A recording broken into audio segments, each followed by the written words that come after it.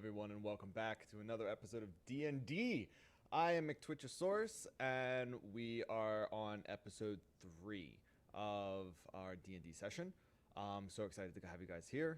It's been a long week. Hopefully everyone's ready for the continuation of the shenanigans. So just a little catch up. We just went into the crypt, and they wound up fighting another zombie orc. Sorry, ogre. I keep messing those two up. It's a problem. Ogre, a zombie ogre, and they literally killed it, and the session ended. So we're gonna be picking up essentially pretty much right where it stopped. So let me go live with them as well. I don't sprinkle. Oh God, hello. Oh, hello. Hello. How is everyone doing? Hello. Hello there. Welcome. Hello there. All right. So, as I was just telling everybody else, we had just entered the crypt. You guys decided to yell at each other down the hallway and got the attention of a zombie ogre. You slayed the ogre, and the session ended right there. So we're going to be picking up at the exact same spot. And we, as of right now, you guys are out of initiative. Jesus. So what I want to also do is, because of the fact, I'm going to have you guys roll initiative right now, so I can just have it ready. Especially because we're inside the dungeon, I want you guys to still kind of move like in a turn basis, essentially, just in case something triggers something. I don't want multiple people doing something at the same exact time. So everyone go ahead and give me a new initiative roll. Would you mind moving us to the to inside of the dungeon? Yes. Oh my God, I'm so sorry. I forgot. Yeah, I was Hold on. trying to say that. There we go. There we go. Now you guys can see I'm good at this. So, now actually I forgot to do something. So while you guys are getting set up, I can actually take care of that from here.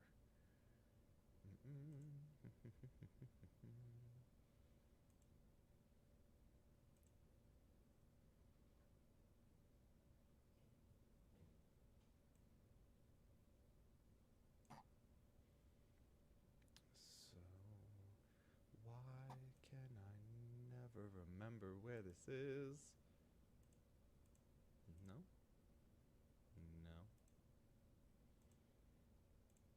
Ah, there it is. Looks like I'll have to re-roll my initiative. It didn't remember it for some reason.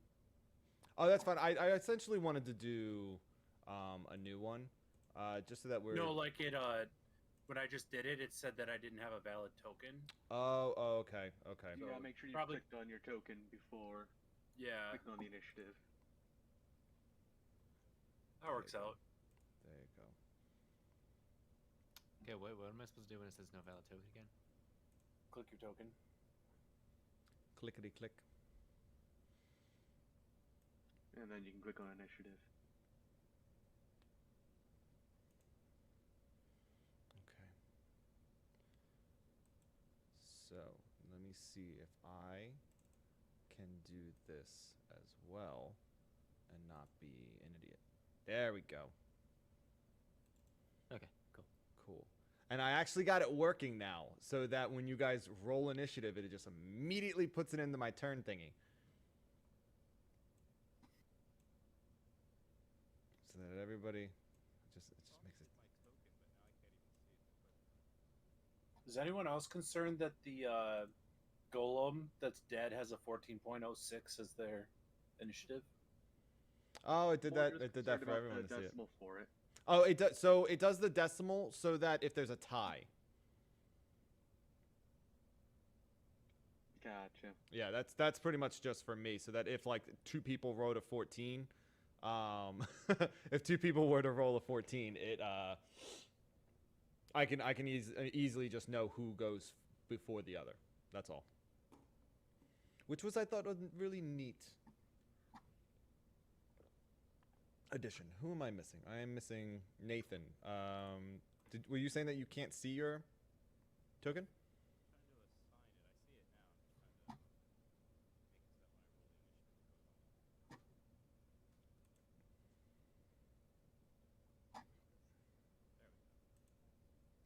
Gotcha. All right. So, we will start off with okay. So the ogre has died. It dropped to the ground in the glorious fashion that you guys killed it in. Wog, go ahead and do whatever you so would like to do. I'm going to bravely stand right here. That's right. Okay. That's what I'm gonna do. Okay. All right. That goes on to Griswold. Griswold is going to go ahead and stealthily walk down this hallway. Okay. Give me. Okay. Give me a stealth check.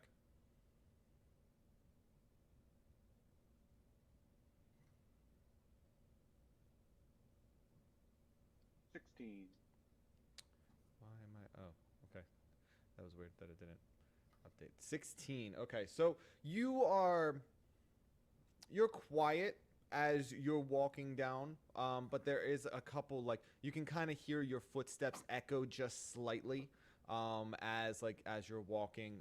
Maybe like a clank here or a clank there as like you have mace, right? So your mace like clanks on your hip, or like something in your backpack. Yeah, like sorry, greatsword. So it was something in your backpack like shifts, and you can hear like a clink and a clack here and there, but nothing like too loud. So Okay. you make it to the end of the hallway, and then you do what? Is there a way that I can just peek around as opposed to walking out into the hallway? Yes, you can give me a perception. And which hallway would you like to peek down? Or are you trying? You're going to look left? Okay, so go ahead and give me a perception. 9. 9, and you have dark vision, correct? Correct. 60 feet. 60 feet. Okay. In the as you peek around the corner, you can see a long hallway that leads down, and then pretty much where your vision starts to, because remember, dark vision is all black and white as well. So as you peek down, you can see that it's a long corridor. There looks to be more ahead of where you can see, but it's all dark. And on the right hand side, about just at the edge of your perception limit, you can see almost what looks like a tunnel or a turn, but you can't make it out very well. It just seems to be a dark spot off to the right hand side. Okay. I turn around and make impossibly vague hand gestures down the hallway. Okay. Everyone else give me a perception. Now, is your intent for them to understand what you mean, or you just have no idea what you're doing? Absolutely. And you do want them to know? Yeah. Okay. Okay, Shad, you have no idea what he's trying to, like, sign at you. Wog, you get the gist of what he's talking about. I think he's making balloon animals. You can choose to have him think that. You are absolutely allowed to do that. Sus, you can make out exactly what he's trying to tell you. And Nathan, you wholeheartedly know exactly what he's trying to portray.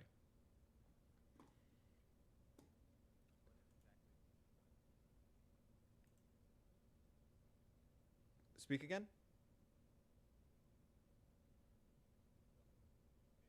Oh, you are super quiet. Yeah, you're ultra quiet. My gain was way down. Sorry about that. Oh, there you go. Nathan whispers up the hallway. I'll roll a stealth roll for whispering. Yes. 12, go ahead. You successfully whisper.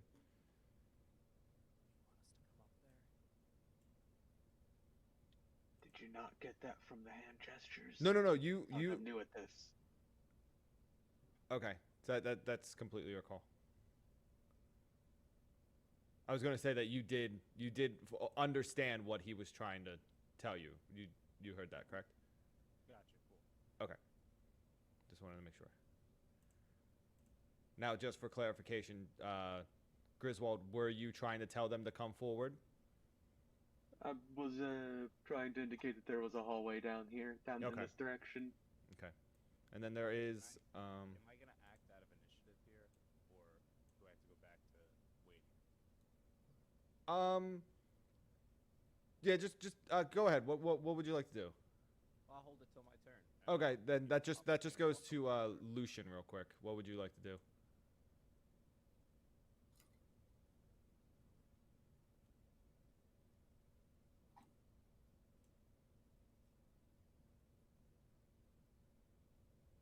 Lucian?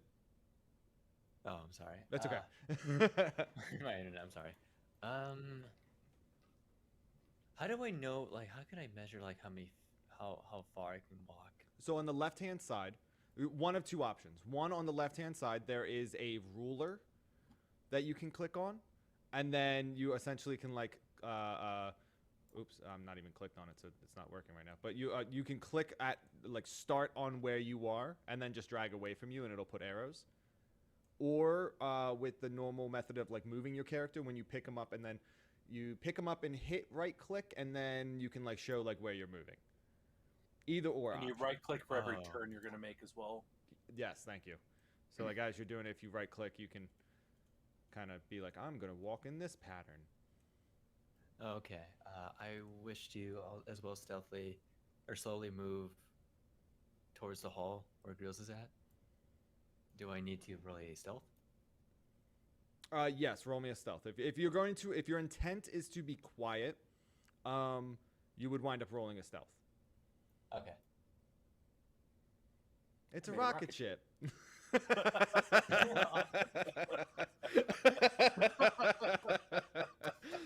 Get out of my head, Goob. I'm sorry. I'm sorry. Honestly, that would have been perfect for me to walk forward just instead of walking. Yeah. Just everyone hears you.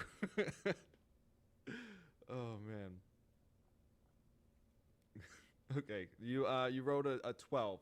So as you move forward, pretty much the same thing. You're not exactly the quietest, but you're not like super loud. You can, as you walk down the hallway, you can tell that you can kind of hear your footsteps echo a little bit as each step that you take, you hear a slight echo. Let's say like the arrows in your quiver jostle together, and you hear a little clanking and like wood like smacking each other. Anything in your backpack, like maybe you have like a piece of tin in there that's like smacking on something as like you're kind of like moving around, but it's nothing like super loud.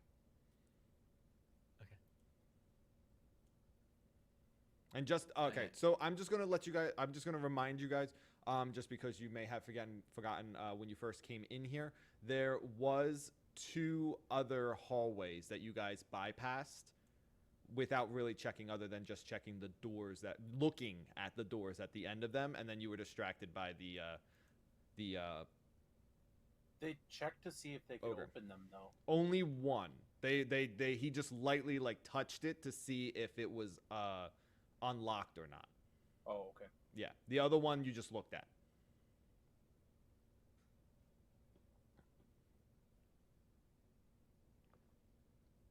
I don't remember. Well, okay, from where Sus and Wog is, you guys would still be able to see the hallways. I just wanted to make sure you guys didn't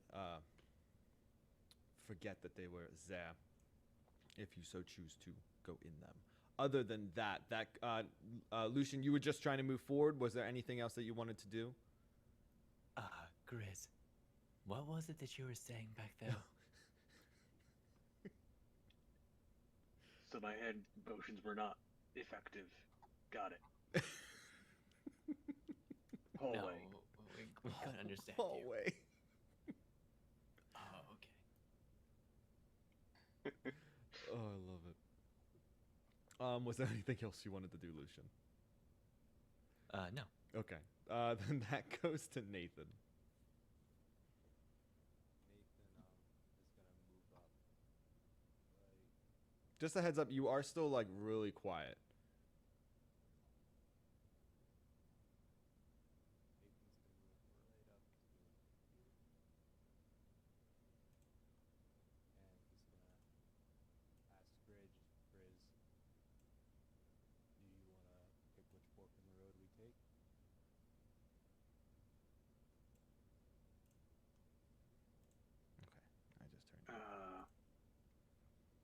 mean, there's a hallway down this one. Maybe a tunnel.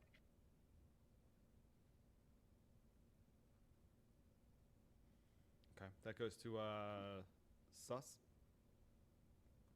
I'm gonna walk up to the corpse here and pull as many bolts as I can find out of it, which I have no idea how many I fired because I left that a different part of the state.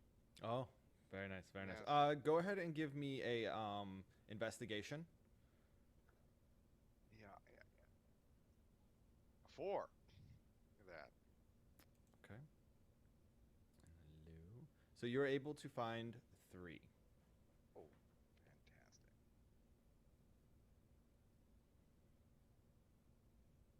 All right, that goes up to. Is there anything else that you would want to do? Nah. Okay.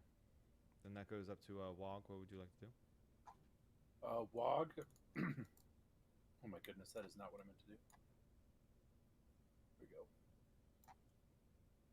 Wog is going to go ahead and move right there and be nice and stoically comfortable in the center of the group. Love it. Love it. Okay.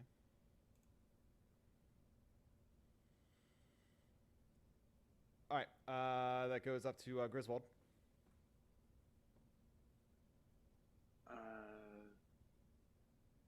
Seeing that everyone is following me quite closely at this, Griswold is gonna come around the corner here, stealthily.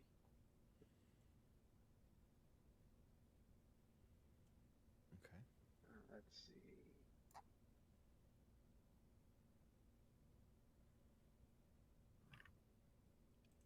Seven. Just getting noisier every time.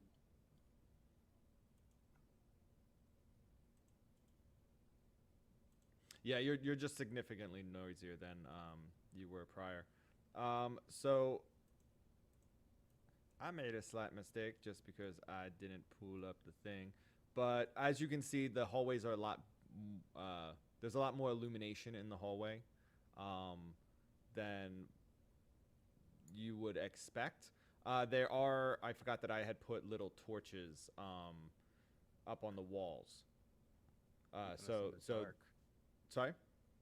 You said you're keeping us in the dark. You are. So that is my mistake. You would have been able to see that there is a hallway down at that edge because of the fact that there is. So and everything that you can see right now is what you can see, and pretty much right there is where you can see that there is a turn.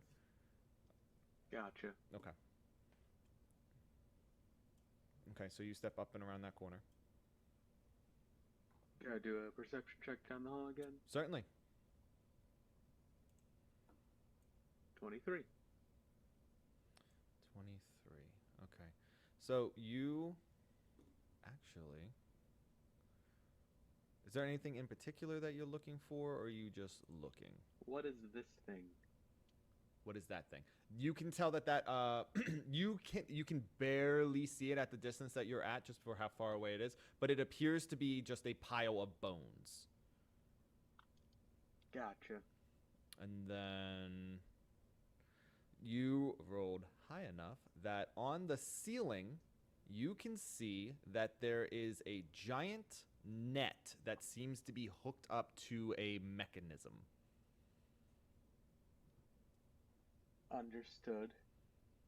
And that is right here. Okay. I still have some movement. Can I take another step back now? Sure. I'm gonna step back here and give some more indecipherable hand motions. Okay. To indicate that there's a trap ahead. Okay. We need a roll for that. So that, like, how well you are. A performance. Give me a performance. Sure thing. 9. You have no idea how to properly communicate this. Everyone else give me a perception. But I'm confident in what I'm doing. Exactly. And that's what counts. Okay, so for some reason, Wog just absolutely knows what you are trying to say. Everyone else, Sus has no fucking clue. Nathan and Shad, sorry, Nate. I don't know why it keeps popping up with Shad instead of Lucian. Nathan and Lucian, the two of you just are. You kind of get that there's something going on up there, but you're not 100% sure what is happening. Okay.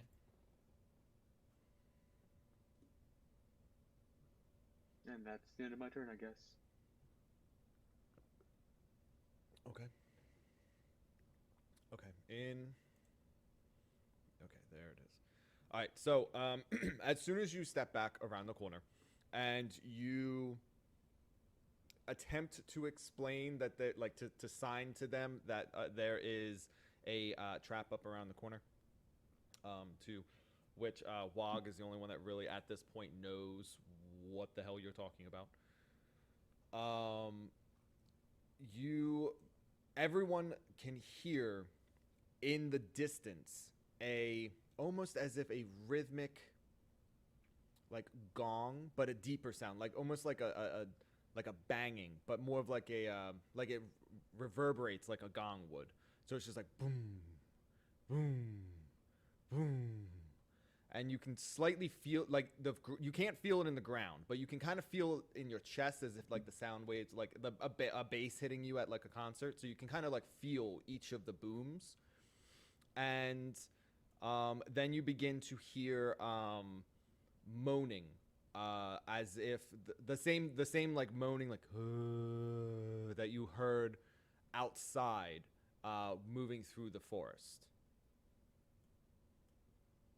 What would you guys like to do? Everyone can give me something you want to do.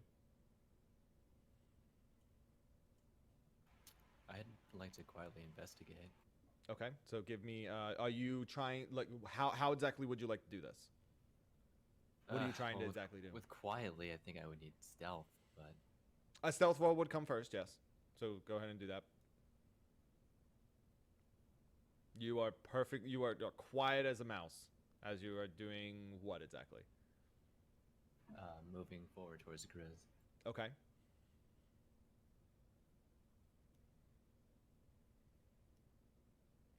When you get there, what would you like to do? I ask Grizz, what did you see? Grizz just points up at the trap, at the net on the ceiling. Oh my.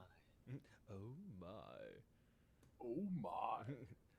Okay, so go ahead, Nathan. What after this? After you see Lucian, you hear this rhythmic sound. You hear the moaning begin again. And Can I do a perception to know like what exact direction it's coming from? yes, you may. All right. Okay, so with a 12, you can tell that the rhythmic sound was coming from in front of you, in the direction of where the other two are walking. Seems to be past them, but in that general direction. And the moaning that you can hear is kind of seems to be coming from all around you, but louder from behind you. Okay. Nathan is gonna walk up a little bit past to here, and as he's passing Grizz and Lucian, he's gonna tell them that he hears quite a bit of moaning coming from behind, and that we should probably start making moves. And that'll be my turn. Okay. Is there anything that the two of you would like to say to him? Grizz just points to the trap as Nathan walks by, so that way he makes sure he sees it too. Nicely done. Just be cautious. Oh my. Be cautious though. There could be more of them. Just in case you guys did miss it, he's pointing right here on the ceiling. Okay, Wog moves up. I'm assuming he also sees that Grizz is still pointing out the trap. Yeah, he's very timid down here though. Like he's mainly focused, like highly aware of what might be attacking him more than anything else. Okay, go ahead and give me a perception. Because I imagine that as you're walking around, he's very like quickly looking around, like paying attention to everything around him. I don't know if I'd go that far. Okay. I think he's mostly just because he's afraid down here. Gotcha. Okay.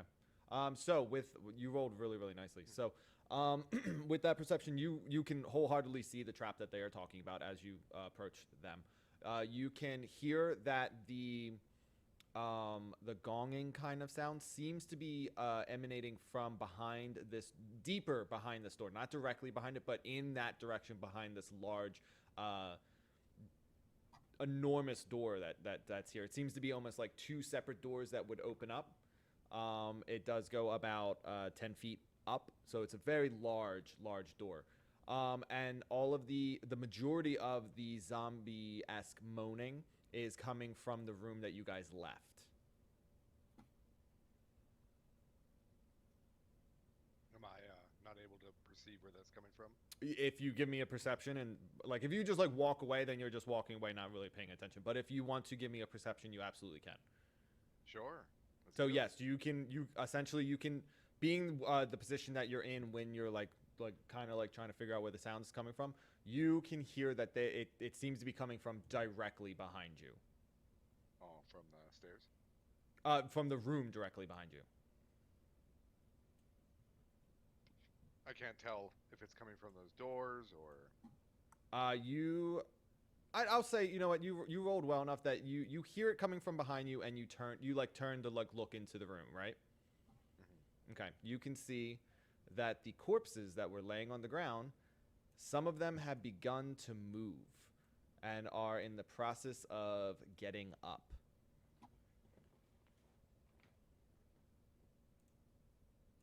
Great. I am gonna full on just run back to the group then. Okay.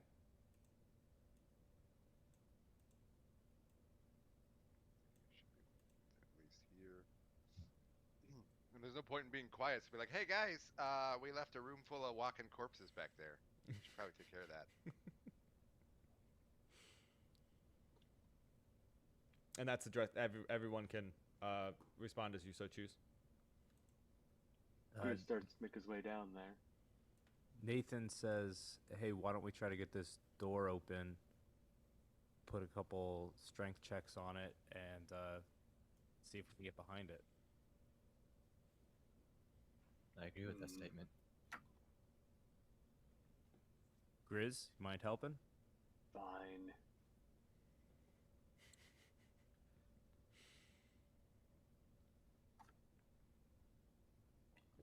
Oh, strength save by accident. I re-roll that. 16 strength. Okay. I will burn a rage to roll with advantage on the strength check. Okay. Lucian, you also did a strength save. You would just have to click on your I think you just click on the strength.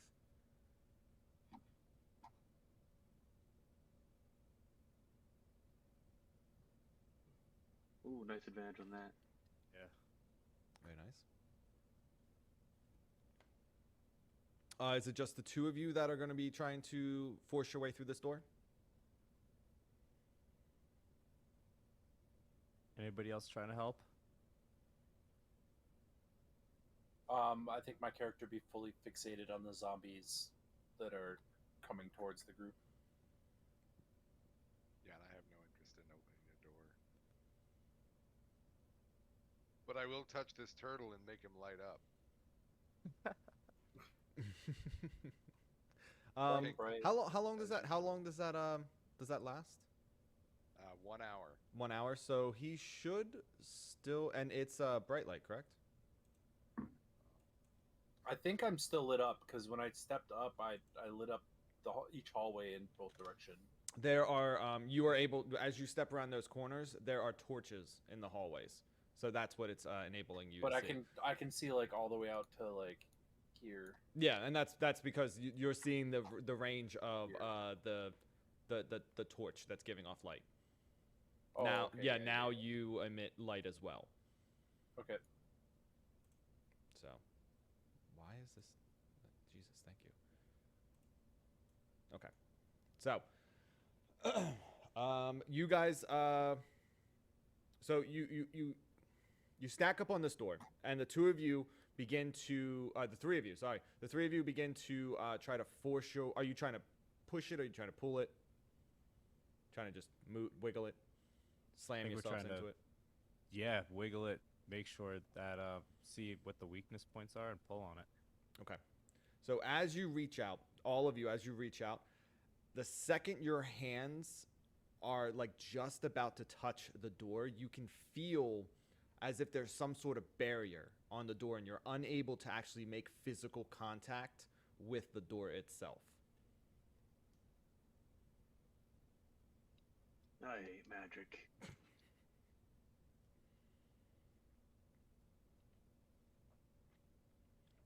I guess we gotta go around.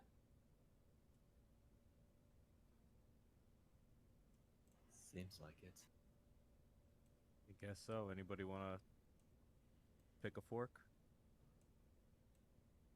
While they're talking, I'm gonna blast the chill touch at the closest one right there.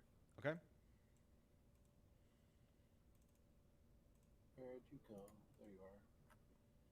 15 hit, 10 damage. That hits and 10 damage. So you that was the spores one, correct? Chill touch is the necrotic one, so yeah, it would. Yeah. I Okay. want So all of my spells to be kind of chill themed, Okay. Okay. or be spore themed. Gotcha. So yeah. So that's the necrotic one. So the purplish greenish spores that are they begin to emit a purplish greenish color, and they launch at the zombie, striking it in the left shoulder, left chest area, and the skin immediately blackens and begins to wither away and fall off of it.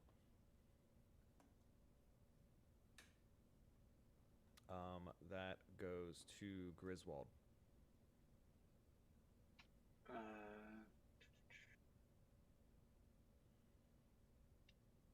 Griswold's gonna run up here, prepare an action to attack the first zombie that gets within range, Okay. and shout to everyone else, pick a fork. I'll hold up the rear here.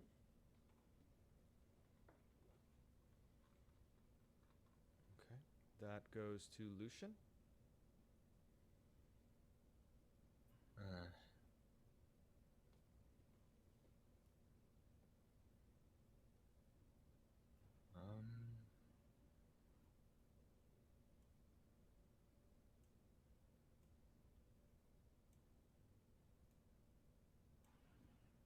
I as well will take a step back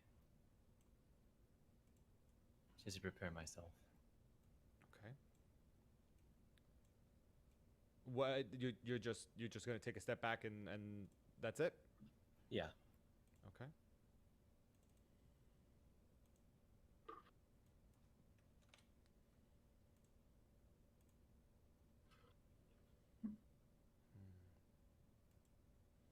I did something wrong with those, so just have to do this. Okay, that goes up to us to Sus. I'm also going to take a step back and shoot the one that's okay. That one. Okay. Thank you much. 13 to hit. Hit. 8. 8 damage. You fire a bolt directly into its left eye. It lets out a kind of stumbles a little bit, but does not fall. Okay. Okay. That goes up to Wog. Wog is going to cast Chill Touch again at that same target. Okay. 21 to hit, 6 damage. 6 damage. Oops. Okay. So you fire another a round of spores directly at it. They land directly on its face. And you can kind of see, like, as it's like, you can see as the rest of the spores are like entering its mouth. Its whole entire face, the inside of its mouth turns black, begins to wither. Its hands come up a little bit, and it just crumbles and falls to the ground. Okay. I'm then gonna move here, and then I'm gonna use my bonus action to shillelagh one of my maces, Okay. my main hand mace. Okay.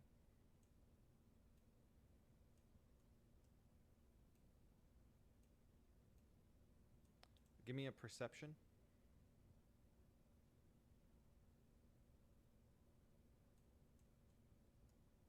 10. 10? Okay, you're fine.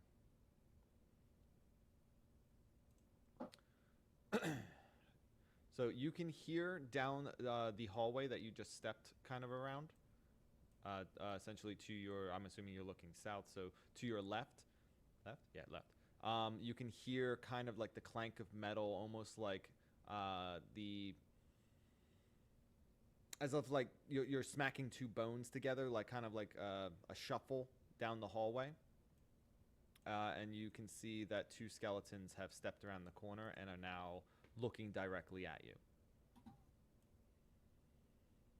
Guys, there's more over here. And that's my turn. Okay.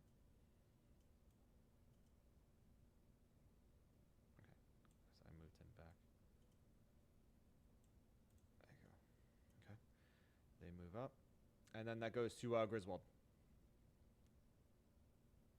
Let's see.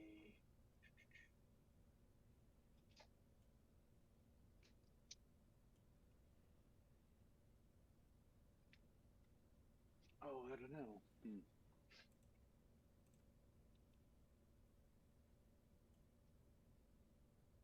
I think Chris is just going to continue to hold his ground there, with a action ready to hit the first thing that comes within 5 feet of him, the first enemy.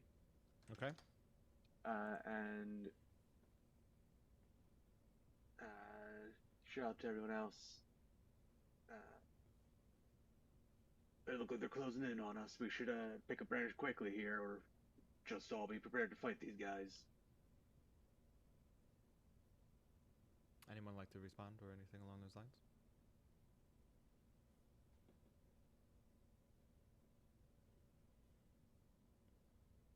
Nathan will yell to Wog.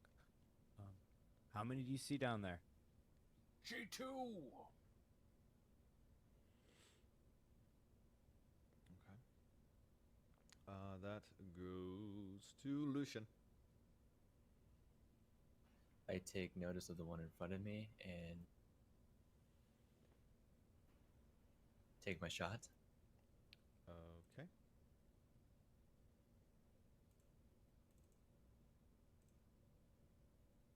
Nice.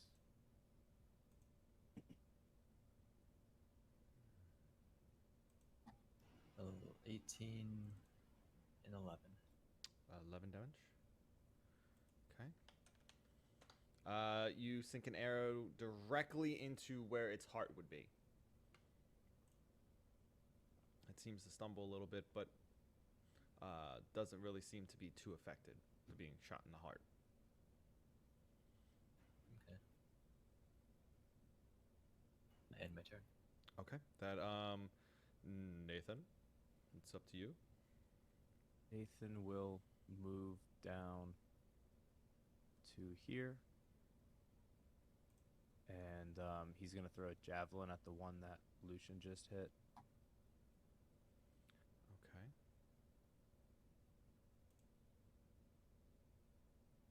Uh, 4 damage. Okay.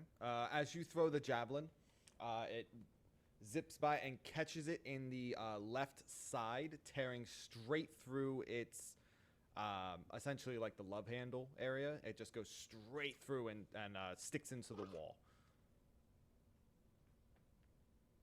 Awesome. You can now And see then, a little like chunk out of that area.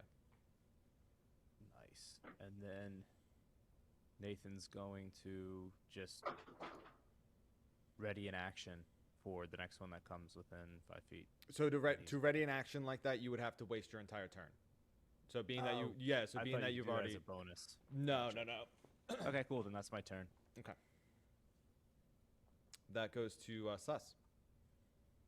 Sus is gonna step back to the side and I guess fire at this one. Okay. 8 to hit. You hit. 6 damage. 6 damage. You catch it directly in its shoulder. Left shoulder. Excellent. That goes to Wog. Okay.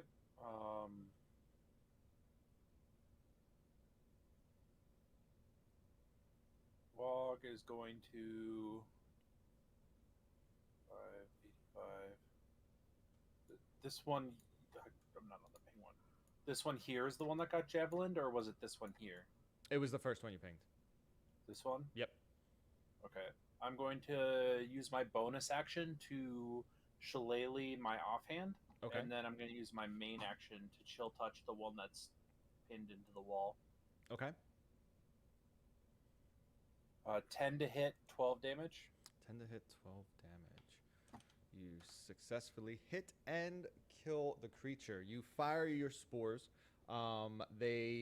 You fire directly at the hole that essentially has just been cut out of this creature by the javelin, and you can see that your spores just kind of enter its body, and the whole area, surrounding area, all the way up to its chest and partially down its leg, all turn black and begin to wither away as the whole body crumbles and falls to the side, and they die. Nicely done. That goes to moi. Go ahead and give Griswold, give me an attack of opportunity before I continue. Will do. 8 to hit, 13 damage. Damn, that's a solid hit. The zombie steps up to you, and you just cut straight across its chest. Its one arm is hanging like limply off to the side, and it lets out just a. It's significantly damaged. I really wish they'd stop groaning. Okay.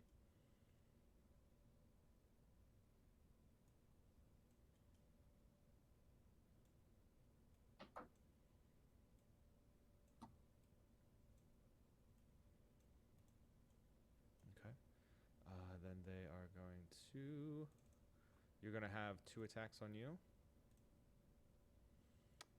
Okay. 16 to hit. That is my overclass. Okay, so it's successful. Yep. Beats. Yep. That is 12 damage. Total? 12 total, yes. Yeah. Sorry, didn't mean to scare you with a potential 24. No, it's 12 total. Sounds good. Not great, but it'll work. And then that goes to Griswold.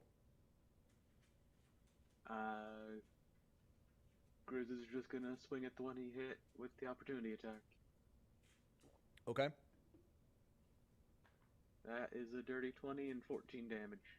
14 damage. You finish the job and completely cleave it. You hit it in the exact same spot and essentially cut it from shoulder to hip and just slice it in half. It like straight through it, so the whole entire body essentially just slides and falls off the edge, and it is dead.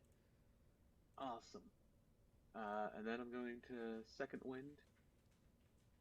To regain some hit points here. So 1d10 plus fire level, so that's 7 points back. Very nice. Very nice. And then I'm going to take a step back. Okay. Nice little disengage. Boo! Boo what? So that goes to Lucian. I think Kista was trying to scare us. Ah, gotcha. Terrifying. Okay, first I take a step to the left. Directly aim at the creature in front of me. And take my shot. 25, 4 damage. Okay, 4 damage. You shoot an arrow directly into his abdomen.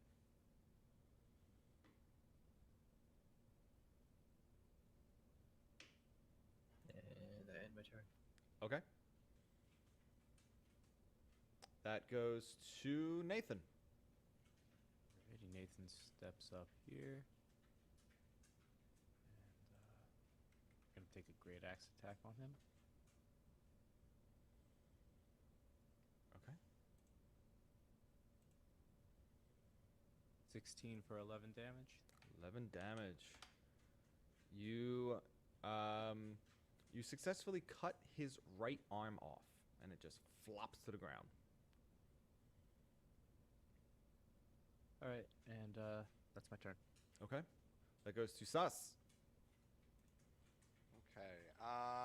Has he got partial cover from me right now that Nathan stepped in my line of sight? No, you should be fine. You're Okay. slightly off to the side, so you're fine. Great. I'm gonna crossbow that one to death. Okay. Maybe not. 6 to hit. You fire your crossbow, but you were trying to be a little too cautious to not hit Nathan in the back. So you wind up firing too far to the right, and it just sails off down the hallway. Nathan feels the crossbow bolt whiz by him and looks back, gives the prayer hands, and plans to step aside after this. It's like, Just get seeing it. if you're paying attention, guy. That goes up to Wog. Wog is gonna start his turn by going, "Good guys, there's 4 over here now," and I want to do something kind of weird, where I want to roll basically a wisdom save against you, or a wisdom roll against you, and if you beat me by more than 5, I want to just flee in the opposite direction. Okay. Okay. Instead of wisdom, I would feel like that would be more of a constitution. Okay. Oh yeah, you're gonna crush this. This is gonna be great. I actually only beat you by 2. Okay. Yeah. So then I'll still retreat, but I won't do a full move backwards. Okay. If anything, like a Um, like a 5-foot step. Like as you're talking, you kind of like take a step back, because I didn't beat Yeah, you by very much. Probably would still do this. Okay, that's I'm fine. gonna chill touch the guy that's right here. Okay.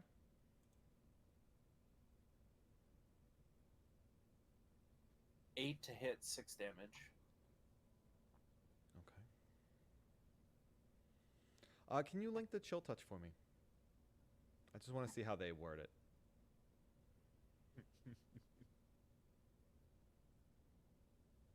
I stood in the wrong place.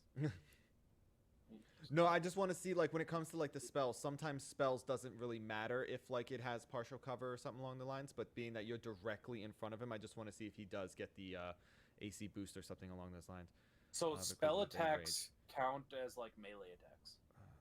Yeah, okay. I just wanted to make sure that it wasn't written, because some of them will essentially be like a ranged attack or something like that. Okay, that's perfectly fine. You rolled for an 8, correct? So that's 6 damage. As you fire this, it kind of the spores, they begin to grow. Well, they glow. The greenish purplish hue, and as they fire forward, they actually spread apart around Nathan's head, and all Nathan sees is these colors of these glowing spores, essentially illuminated spores, come flying from either side of his head and just latch onto this creature's face. And essentially blackening and subsequently withering away the majority of the flesh on its face, and it seems to be barely standing.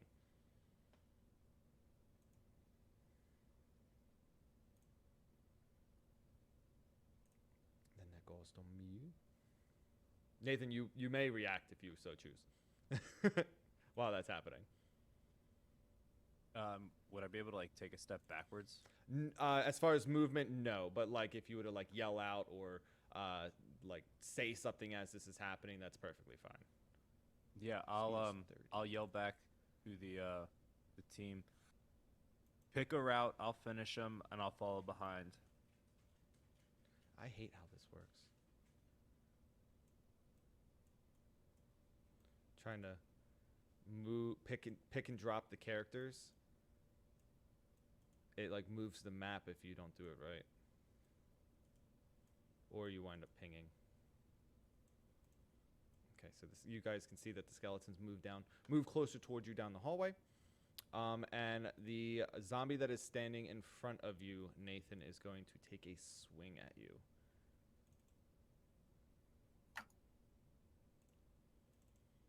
Five to hit. It does not hit.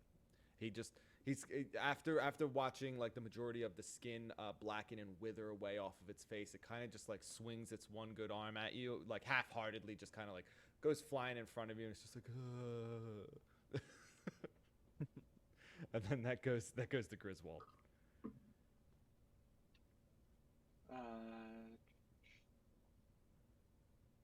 Griswold is gonna take one step back. He's gonna perceive behind him down the wall here. Yeah, 12. Oh, I clicked on something by accident. I'm sorry. You perceiving where? What? Down the hall behind him. Oh, okay. Trying to see if he can hear any other creatures, see any other creatures coming from that way. Nothing in the hallway has changed. There are no noises, anything along those lines. Okay. Let's see. What can he do? Can I try and see if there's any triggering mechanism for the trap that we could that I can detect? With the 12 perception, you can tell that there was a wire running across, a very, very, very fine wire running across the floor, directly underneath of it. Was or still is? Sorry, there still is. There still is. Okay. That's a really roundabout way of saying that he set off the trap. No, I'm sorry. Was He a didn't. wire. There was. No. You never stepped far enough. You noticed it first. There is still a very fine wire running across the floor, as if like a trip wire that runs up along the wall to the mechanism. Can I spend my the rest of my action pretty much telling everyone to come down this hallway, but watch out for this tripwire here. Maybe we can use it to our advantage. While pointing out the tripwire to anyone that would walk by me. Yeah. So go ahead and just you can move your character pretty much to right here. I'll move it for you. So you're standing right next to the tripwire, essentially. Okay. It is right on it's on your right hand side, and now you can address everyone however you would so like to in character. Everyone, come down this hallway here. Watch out for the tripwire here. Maybe we can use this trap against anything that's coming after us from behind. Out of character, do you want us to just move like 10 to cross that wire, or how would you like us to cross the wire? You could stop directly on top of it. You guys are aware that it is there, so your characters are going to essentially just be stepping over it. Okay. So yeah, it's literally just a tiny wire, so it's not going to really take up any space or anything along those lines. If a character was not aware of it, then positioning would be important, but because of the fact that everyone knows it's there, and he's actively standing there, like pointing it out to you, I'm not going to worry about it. Remember, Griswold, you can also attempt to disable it if you so choose. Yeah, I don't think Griswold's very dexterous with his big bare hands. Gotcha. And wind up setting off a net. Skeleton, yeah, and using the trap against the skeleton seems like it might be more helpful. Okay. I like it. That goes to Lucian.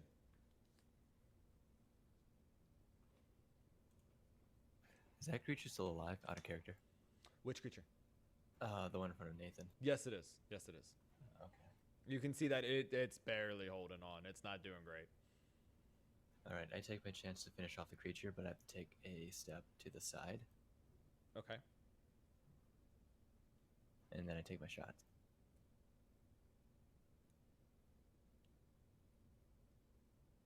Uh, 25 and 5 damage. Okay. So, what we're gonna do is you didn't take a 5-foot step. because you rolled so ridiculously high. I'm gonna say that you're firing and moving at the same time, so you can still continue to make your movement in one fluent action, so you can still make your movement speed, because that is a ridiculously high roll that I'm just going to allow this to happen. And you, in the midst of like kind of stepping behind Wog, but in front of Sus, as you're walking, you just fire your arrow and you sink one straight through its eyeball, and it drops to the ground.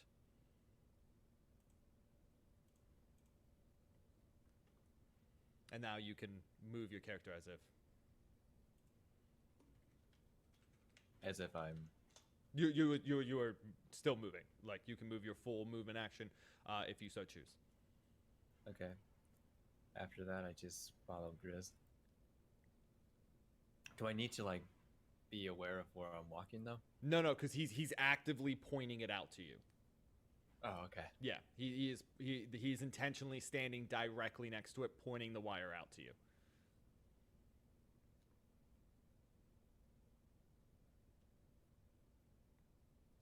So you moved 20. You can keep moving if you want.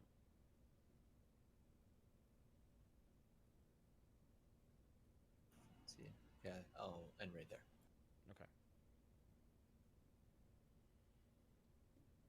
Okay. So that goes to Nathan. Nathan is just gonna run up and join Grizz and Lucian.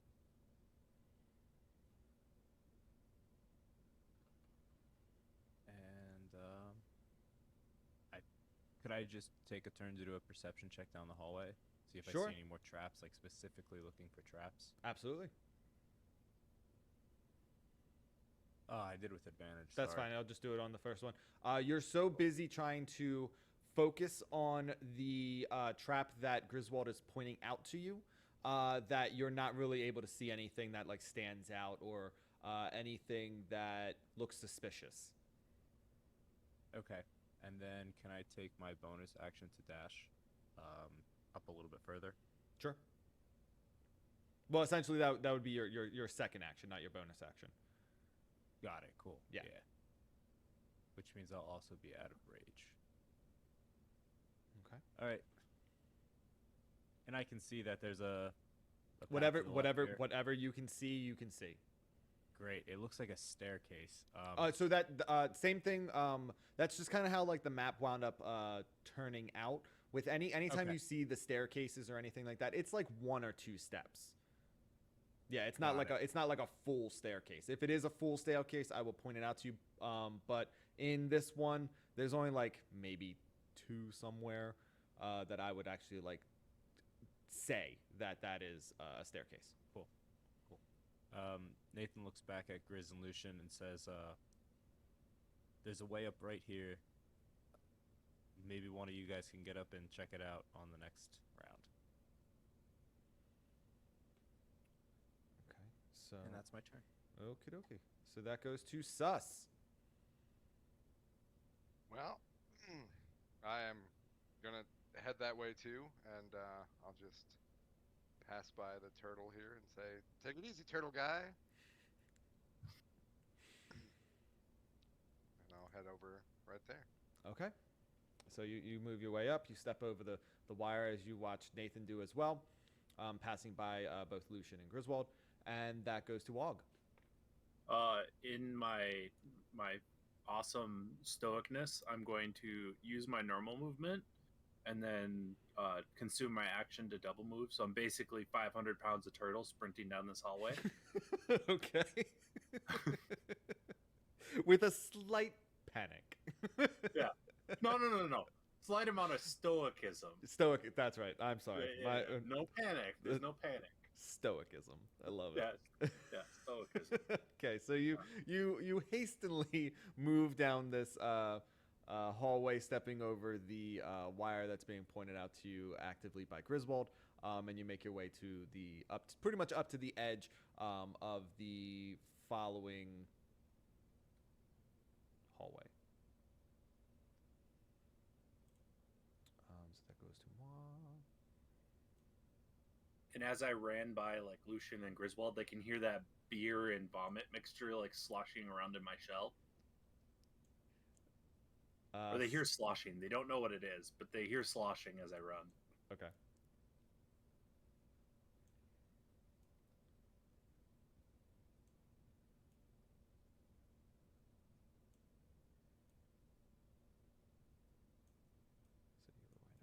Okay, so the skeletons are now running down the hallway towards you, and they pretty much make it right up to Lucian, and that ends their turn. And that goes to Griswold. The first two make it up to you, and it ends there. So that goes up to Griswold. Griswold is gonna take a couple steps back to there, and he is going to hold an action to attack the first creature that comes, or the first thing that comes within 5 feet of him.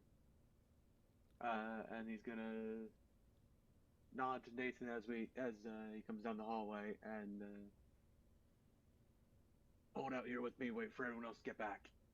Gotcha. I think that these skeletons should activate that trap, and we might have an easy time with them. Gotcha. So the one thing that I will say is just be careful of your wording, because you said the first thing that approaches you. Make sure that you're descriptive about whether or not it's a like how you've been saying, like the first zombie or the first like hostile creature or like something like that. Because just saying the first thing, if say like Lucian was to go try to run past you, that's the first thing. You would wind up taking a swing at him. Yeah. Okay. Let's see. Oop. Nathan nods. Yeah, they're kind of stupid. Okay. That goes to Lucian. I continue moving with the group. Okay. So they're going to take a swing at you with a sword. Ooh. You take 6 damage as you're like, they kind of like, they're sprinting up on you as you're stepping up over this wire, and you get clipped in the side of your arm with a sword. And you take 6 damage. Ah. Then that goes to is there after moving like that, was there anything else that you wanted to do? What was that for? That's what I said to Grizz. Well, it wasn't Grizz. It was the skeleton. It was a skeleton? Yeah, I yeah. thought it was one of them. No. It was the skeleton getting an attack of opportunity because of the fact that you were moving outside of its space. And you didn't use your action to disengage. So now you can use your action to attack because you didn't use your action to disengage. Yes. Action. So what would I do? You can either move, you can talk, you can perceive, you could attack if you wanted to. Cast a spell. Cast a spell, yeah. It's an action. Yeah.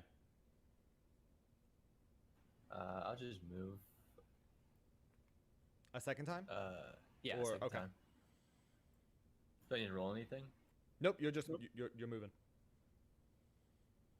Okay. Okay. And then it's it. Okay. That goes to Nathan.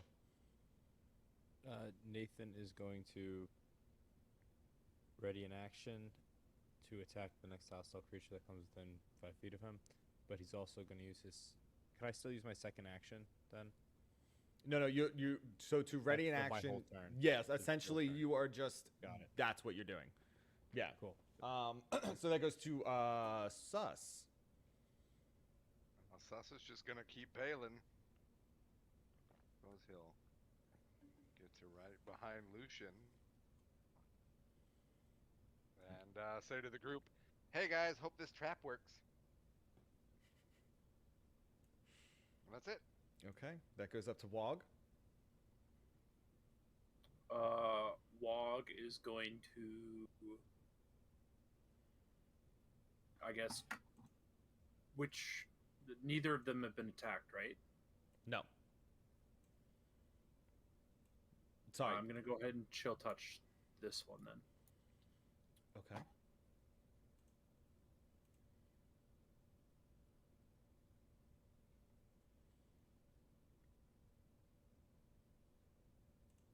Actually, no. I'm going to use a spell called Ice Knife, which is a level 1 spell. Again, I get it because of Circle of Spores, and it's ice themed for whatever reason. So we'd probably want to put some sort of spore flavor on it. But I basically grab from inside of my shell a drop of that beer mixture. Okay. And I'm trying to link the spell to you. That's why I'm distracted. One moment. That's all right. New spell time. So I just have to grab the material, and then there's no verbal. So I just grab the drop, point it out, and then the drop converts into an ice knife, and then rockets towards this skull right here. Okay. And it'll be 17 to hit, and it does 7 pierce. It also has to make a DC 14 dex save, and if it fails, it takes cold damage in addition. Okay. See, I don't know why these guys are linked the way that they are. So that's something I'm gonna have to figure out. But and I'm making a what? I'm sorry. Dex save.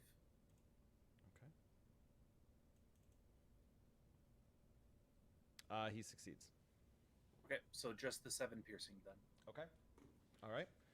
So you kind of reach into your shell and you wind up grabbing out some water from this instantaneously. Oh, sorry, it's each creature within 5 feet, so this one also has to make a save. Okay. I will do an individual one for him. He succeeds. Okay. So he essentially, as you reach in, your fingers touch the liquid. You wind up creating a shard, and you fling it at the skeleton. As it releases from your hand, the spores get a whitish, baby blue color to them, and kind of surround the shard, and kind of launch with the shard. And as soon as it impacts on the creature, they kind of flare out and almost dust over both of the creatures, but it doesn't seem to affect them. Does that work for you? As far as like how that would like look? Yeah, that's perfect. Cool. All right. So that goes to moi. So the skeletons begin to move forward, and the two of them are moving pretty much in tandem at this point, and they're still moving pretty fast. So as they run, they wind up hitting the tripwire, releasing the mechanism. You hear a large clank, and then like metal gears kind of like clank, like big bulky gears, just like, and this giant 10-foot wide net just drops from the ceiling directly on top of the two skeletons. 30. The other two skeletons make it there just as the net falls and hits the ground, and they kind of wind up it drops in front of them, entangling up the other ones, and the back two are unable to get past it at this point as it drops down on top of them. So you have effectively snared two and blocked the other two.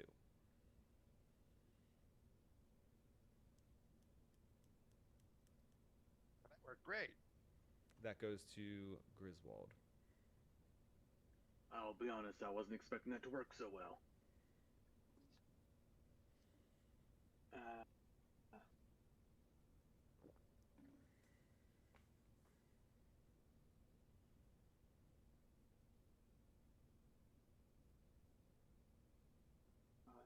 have anything ranged? I don't have anything ranged. Is it just like a rope net? It's essentially it's just a very thick, heavy rope net, essentially.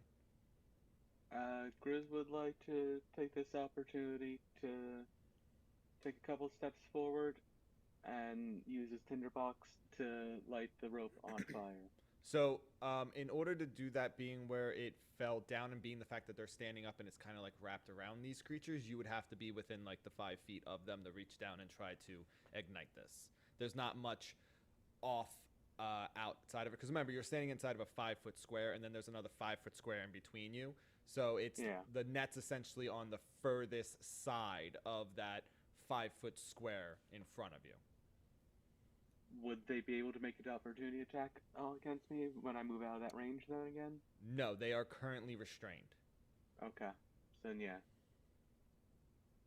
I'll take that step forward and then light the net on fire with the tinderbox. Okay. Go ahead. What? I want to say that would be a performance, because you're attempting to perform a task. Probably survival. Survival, maybe? Yeah, okay. I could see a survival. Go ahead and give me a survival roll to see how successful you are, one, in actually striking this, and then I'm also going to roll a fate. That was a 1. Nat 1, yep. Yep. So you have dropped the flint portion of it. Okay. As you go to strike it, you kind of just like knock it out of your hand, because you're trying to be very cautious, like as you move up, and you have like bigger hands. So as you go to strike it, you just knock the one out of your hand. So now you only have the steel in your hand. Okay. That didn't work too well. Can I take a step back as well? Yes. Then I'm gonna move backward. Okay. And then I'm just going to put a little...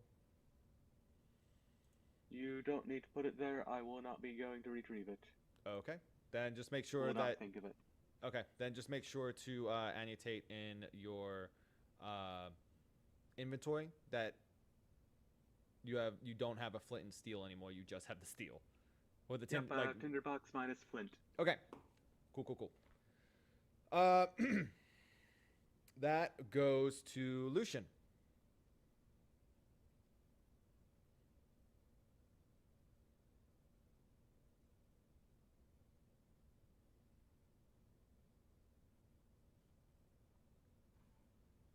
I try to see what an arrow has an effect on. Okay. So I take a shot at one of the skeletons. So okay, so picture it this way. When you're looking at like everyone's seen the Pirates of the Caribbean, right? So the part where they're like hoisting up all of the gunpowder and the barrels of like rum and everything like that, how it's like a really thick, big net, but it has also fairly decent sized spaces in between. That's essentially what you're looking at. So you do have plenty of sight on the actual creatures themselves to fire an arrow at. Okay. Yeah. I shot at the one right here. Okay. 14-6. All right. You successfully hit the creature.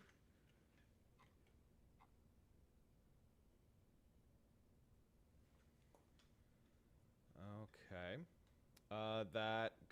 Anything else on your turn? No. All right, then that goes to Nathan.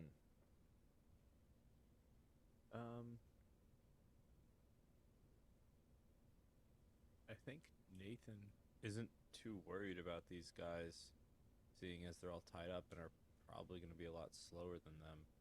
I think I'm just going to move up to here and do a perception check on if I hear any creatures hostile down this corridor. Okay, and you are emitting light, correct? Yeah, I do have my torch. Okay.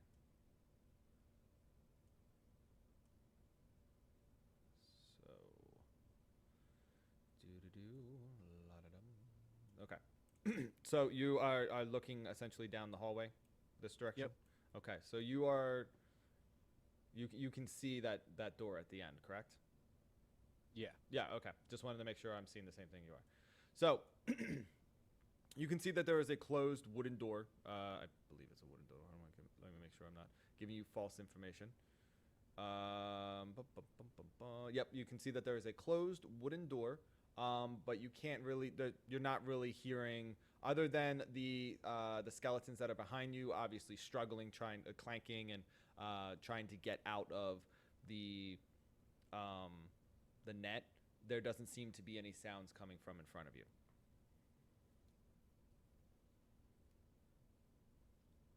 All right, I think Nathan just yells back to everybody that he's going to check it out next turn, but he will move up a little bit more. Okay. Go to here. And, yeah, that's my turn. Okay.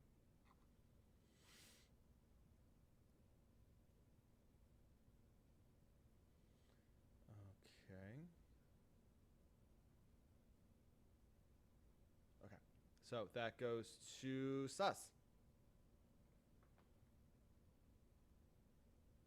I think I'm gonna take an opportunity. I kind of watched what Griswold was doing there, and I got an idea. I have a chest on me, or at least I did. I think I have a lamp or something in a bag. Okay. I'm gonna take it out and try to light it. Okay. Do I need to do something? Essentially, I would just say, give me a survival, same as him. You were trying to light a fire. Yep. You 17. successfully light the lantern. Okay. I'm gonna head up over here next to him Mm-hmm. and say, "Hey, Grizz, let's see if this works." And then I'm just gonna try to throw it. Okay. Just give me a ranged attack. Is it just a D20 then? Plus your, 20 plus your range. Yeah. Or plus your dex. Okay. Because you're not proficient in throwing lanterns. That would be 15. plus your dex modifier. Yeah, which is 1, so 16. 16. Okay, so you successfully strike the skeleton on the right with the lantern. The lantern breaks and ignites both him, the rope, and splashes onto the skeleton on his side, thus igniting both of them and the net on fire. That's how you do it. Grizz takes notes.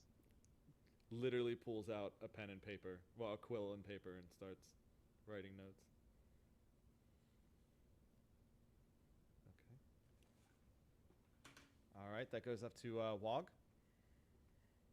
Wog is going to try Ice Knife again, but on this guy right back here. Okay.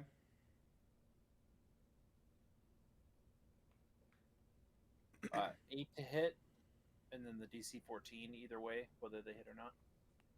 Gotcha. So you fire, and it winds up striking the wall to his right. Okay. So Kind then of all in four of between the them- two. All 4 of them would need to make a DC 14 check, Okay. either because it explodes on impact, whether it hits them or not. Okay. And that's a dex, correct? Dex, yep. Okay. And you said it's a 14? Yep. Does he get advantage, or do you take disadvantage since they're currently tangled up in nets on dexterity? Let me see. I'm looking at the trap.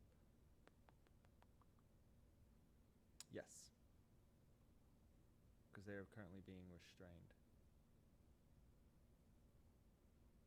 Okay. And anyone that doesn't pass the check takes 10 damage. 10 damage. 10 Okay. damage. That was going to be my next question. The skeleton to the front that is currently covered in the net and on fire. As this shrapnel explodes and the white illuminated baby bluish kind of illuminated spores like explode and like hit all of the creatures, spread out to the creatures, it kind of like hits him and he just like falls forward down onto the ground, thus pulling the rope a little bit tighter on the other one next to him, but he's still on fire and he falls dead. He kind of just like crumbles forward essentially, like skeletons do. The one to the left Same exact thing. He as the first one falls and the spores hit him as well. He kind of just crumbles. As the rope pulls tighter, he falls to his side and he crumbles as well. So they are both just essentially sitting there as piles of bones and burning nothingness, I guess. Burning ropes. The one that you originally fired at, the explosion seems to bypass him. It doesn't seem to have any effect on him, and the last remaining one seems to get hit fairly decently by it. Kind of, you can tell that it shook him. He moved, like it moves when it hits it, but doesn't knock it down. Okay. So that goes to me. The skeletons attempt to climb up, and well, they don't attempt. They do. They climb up and over the creatures and approach you. Their legs are now on fire from stepping in the burning oil. So they do have fire feet currently at the moment. The one on the left. Let me just roll this real quick just to make sure I'm not being stupid. Yes, the one on the left. As it steps up to sus, it just crumbles down in front of you and dies.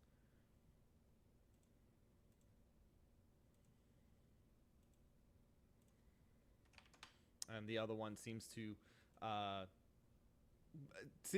relatively unaffected by anything that's been going on. And it steps up to Griswold and takes a swing with its sword.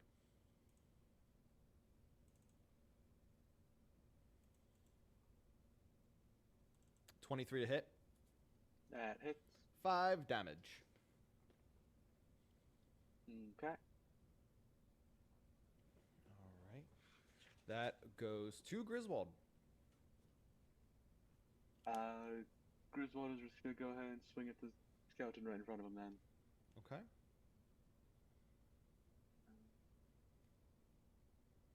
.22 to hit, 8 damage.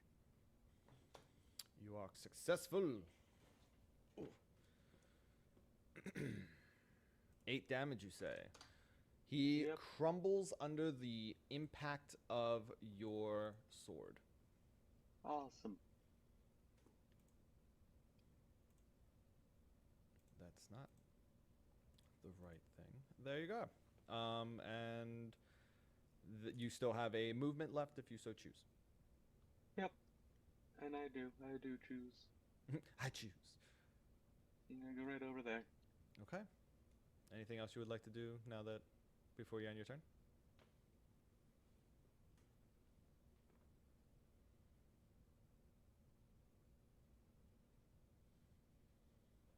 No? Yeah, just pretty much take a moment there, take a breather. Health ain't doing great, leaning up against the wall a bit. Okay. That goes to Lucian.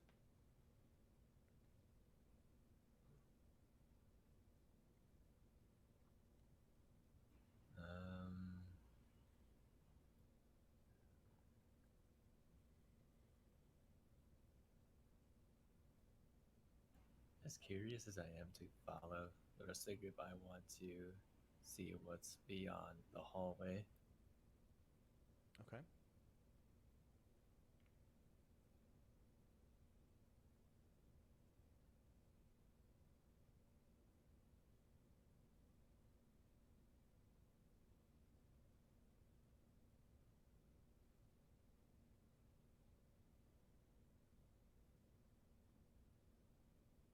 So I move forward. Okay.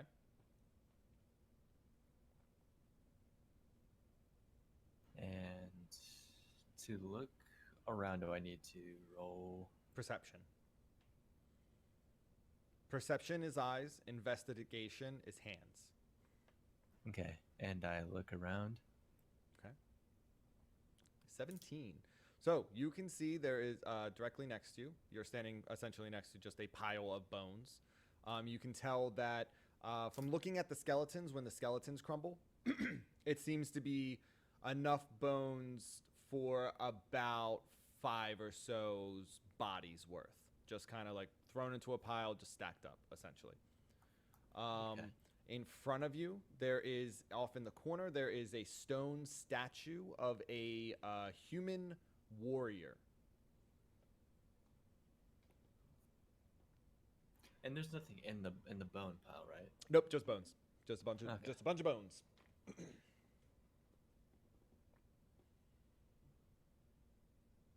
And dynamite. No, I'm just kidding. Anything else you would like to do?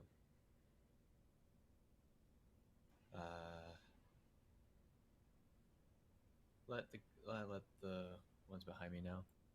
Go ahead. There's a pile of bones over here, as well as a statue right in front of me.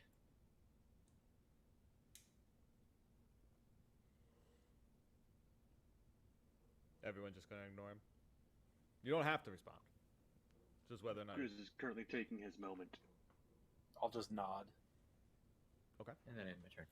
All right. That goes to Sus. Wait. I'm gonna go. Is that What? after Lucian? Is Nathan, no, I am Nathan. so sorry. Yeah. It is Nathan. oh, you're good.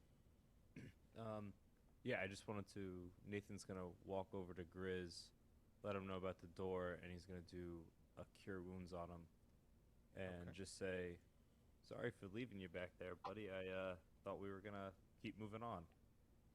And that's 6 HP for you. Thank you. Instead, we decided to burn it to the ground. Okay. So, yes, go ahead. Nope, all good. Okay. That goes to Sus.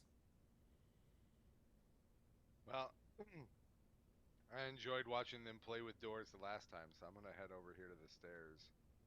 Okay. And To the 2 steps.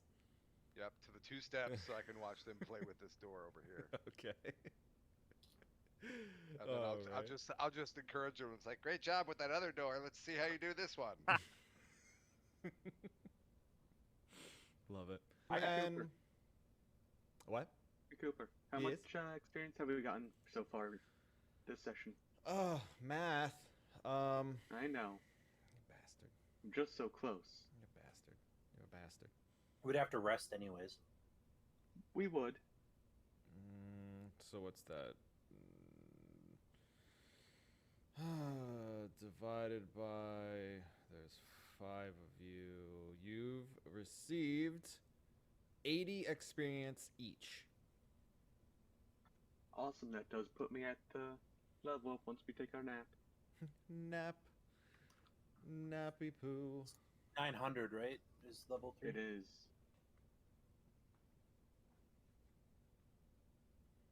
Okay, so I don't know why this one creature, like with all the other creatures, I can individually change each creature's health, but for some reason, the skeletons have linked health bars. So if I change one, it changes all of them. So I unfortunately have to write everything fucking down and just manually do it myself, which is driving me nuts. But okay. Wog, what would you like to do?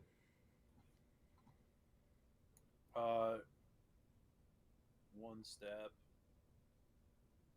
I'm gonna stand right here, nice in my stoic amount of safety. Okay. How is Grizz doing visually when I look at him? Grizz, based off of your health, give me a description. Grizz is looking pretty haggard. He's got some cuts on him, and he's breathing a bit on the heavier side, but he's got a glow to him now after he's talked to Nathan a bit. I'm gonna pull out some armpit berries and start rubbing them on your back. Ooh. And they'll glow like green, and you will get D8 plus 6. Very nice. So essentially, I had described this to my other DM groups, D&D groups. The way that I personally visualize like heals and if you wind up drinking a like potion or something along those lines, imagine that your wound kind of just reverses time. So you slowly watch, depending on how much you heal. So say you have like a large gash out of your arm, and you wind up drinking a health potion. But it doesn't fully heal you; it just heals a lot. So it goes from being like an open wound that is like bleeding and like looks really bad to like slowly looking as if you just accelerated the healing, and it starts to like scab over. It starts to like become more fleshy colored. It's no longer bleeding, things like that. So like it's essentially you watching your healing process fast forward, essentially, without really like being like I said scabbing over, but like not really like scabs, just kind of like as if like the wound is going away. Yeah. Think like Wolverine, like how like that visually looks, how it's like sealing up and like kind of like comes back. Essentially, that's what you'll be imagining like as you guys are healing each other or yourselves. So. Chris is looking much better now after that heal. He's just got some blood-matted fur though, still. Bloody fur. Yeah. Thank you. And he hikes his sword back up over his shoulder and is ready to continue on. Very nice. That actually goes to you, Griswold. Grizz is gonna walk up to the door ahead that Nathan indicated, and he is going to investigate that door. Okay. Give me a good solid investigation. 18.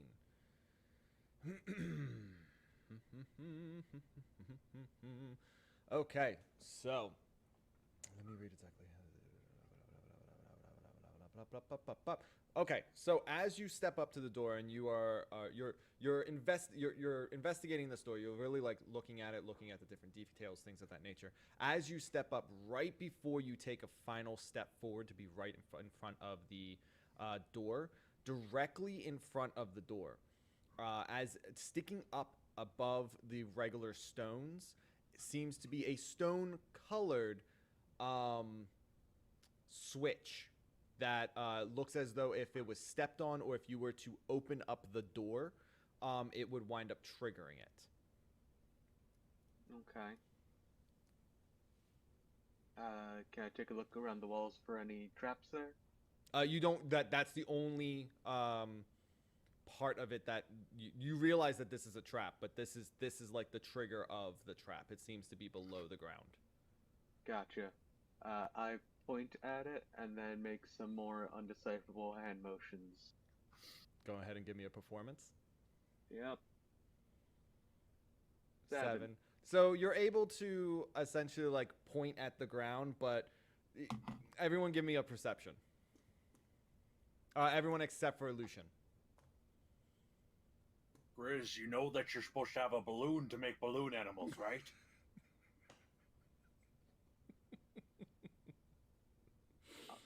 Balloon animals? What are balloons? Nathan has absolutely knows exactly what you're trying to tell him. Sus and Wog are a little like, okay, there's something there in front of the door, but Nathan is aware that you're trying to point out that there seems to be some sort of trap. Nathan This looks guy back. gets it. Nathan looks back and just goes, "He's saying there's a trap up that way." This door just gets better.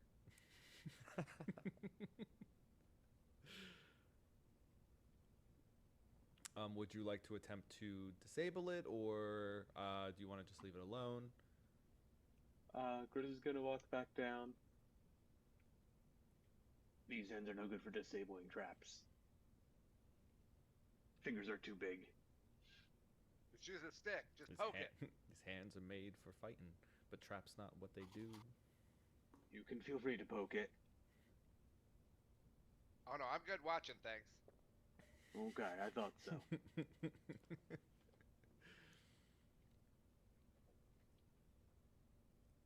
I'm good to pass my I'm turn dumb on enough to watch you someone guys, else but now. I'm smart enough to watch you guys. Okay, that would go to Lucian. As the others are on the other door, I continue on towards the upper floor in front of me. Okay. Again, it's only like 2 steps or whatnot. 2 steps? Alright. Yeah.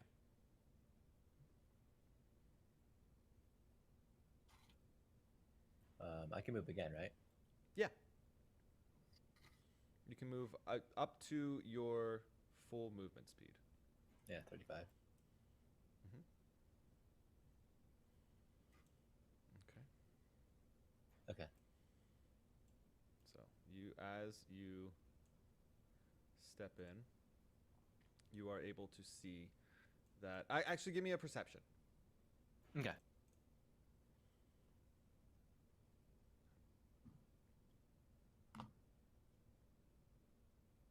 Oh, I'm sorry, I'm on the wrong tab. I couldn't see it. 11. 11. So you're able to see as you walk up to this down. Well, as you're walking down this hallway, you can tell that there is a decently sized room ahead of you, but there's no doorway. It's just an archway that leads into this door. Excuse me. Inside, you can wind up seeing that there are crypts lining the left side of the wall. Once you actually step into the room, you can see that there's one in the middle. There's two on the other sides. These right here in this right here are actually stone pillars that go all the way up to the ceiling. You can see that there are two more stone statues at the other end of the room, and there are piles of bones throughout the kind of like spread out of varying sizes. And you can see that there are two skeletons that as soon as you walk through that door, they turn and are looking at you. Okay. That would go to. Did you want to like? At this point, you could like. You could yell out. You could do anything along those lines. Can they hear me? Out of character, can they hear me? Or So they would like if you were to yell out, they would be able to hear you from down the hallway. You're not terribly far away. And I mean, at the very minimum, like as you were walking, you were able to hear your own footsteps kind of echoing, so sound does travel. I just stare. Okay. Ellen, my turn. If I don't move, they can't see me. That goes to Nathan. Right.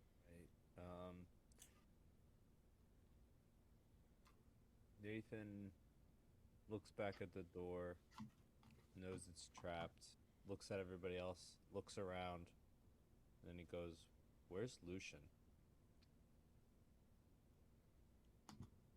Ah, he walked off the other way. Did he wander off? Yeah, he's just down the way a bit. At that point, Nathan is, he's like, all right. And then he goes over to check out the door. He is going to, can I do an investigation specifically on the trap to see if it's, I guess investigation's touch. Can I look above me and around me, perception, to see what the trap would do if it was set off? Yes, you can. So perception is observe. Investigation is how and why does it work. Yeah. So that I thought Perception me- is I me can breaking look at it- Go ahead. Sorry. Perception is I can look at this tomato and see it's a tomato.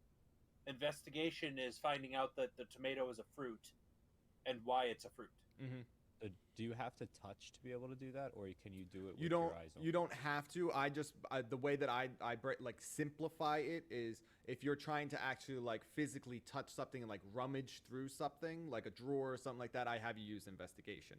If you're using perception, it's more of like you're listening or like you're looking at. You'd be like just looking at the drawer. So that's just for that specific like moments or something like that. But if you were going to try to like figure out how this trap works, you would use an investigation. Gotcha. Can I roll an investigation then? Yeah, Because that's what I'm trying to do. Thanks. 14. The only time a perception would be a feel is when it's like, this is cold, this is slimy. You're observing your surroundings. Mm-hmm. Thank you. Gotcha. So, and at the same time, like I had said, I'm easy. If you can pitch it well enough, I may just allow you to use either of the two, depending on how like you pitch it. So it's always worth like if you want to try to use it the other way and you can make it feasible as to why you would use it the other way, go for it. You might succeed. Okay, well, I'll do that right Tell him now that then. used car. So With that- you're gonna use the investigation. No, I'm gonna do perception because I'm trying to perceive what the trap is connected to. And Okay. I'm trying to Well, understand the trap. that would still be the investigation because you're trying to Investigation. you're trying to figure out how this trap works. Okay. So I will, because of the fact that you rolled it the first time because I said perception. Well, I'll give you a +2 to your 14, so it'll bring it up to a 16. You are and you already know that it's there, so you're not like discovering it. You're actually just investigating just this like essentially like a switch that's in the ground. And you can tell that it seems to be this stone, the whole stone that's in the ground, has a switch in the center of it, and the stone seems to it's not actually, so it's like fake, and it seems to be more along the lines of like a mine, like a landmine, essentially. So the button triggers it. There's nothing else around. It's literally just this would be triggered if you were to just walk up and accidentally step on it, or if you walked up and opened up the door would hit it and set it off. Gotcha. Nathan walks back to the group and says, "Unless any of you know how to decommission a mine, I think we should follow Lucian." I've got some ideas. I mean, Give it a I'll go, just, my friend. I can shoot it. You just start seeing me rummaging through my shell, trying to find something that I'm not quite sure where it is. Okay. Cool. Yeah, and that's Nathan's turn. He's encouraging somebody to blow it up, but that's his turn. Okay. That goes to Sus. So did you guys want me to shoot it, or? Like, I could shoot it. Kind of if you want, but where is it? I can't remember where I found this foul stuff. I right. stowed it here somewhere. Well, it sounds like you got it. I'm gonna go check on the other guy, and then I'm gonna head down the hall here. Okay. Once I grab my token, there we go. And then I'll just use my action as movement to go around the corner. Okay.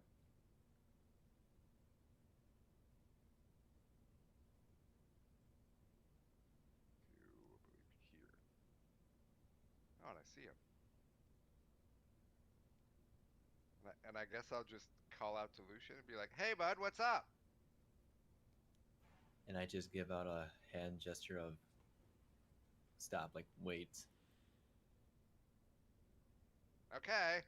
And that's it. My turn. Just okay. All right, that goes up to Wog. You've had this. Okay, so the false stone is like in this square, right? To the right, the other one. This one? Yes, Okay. yes. So I'm gonna move here, and I, with great disdain, pull out this package of rations that was given to me by the Adventurers Guild. Okay.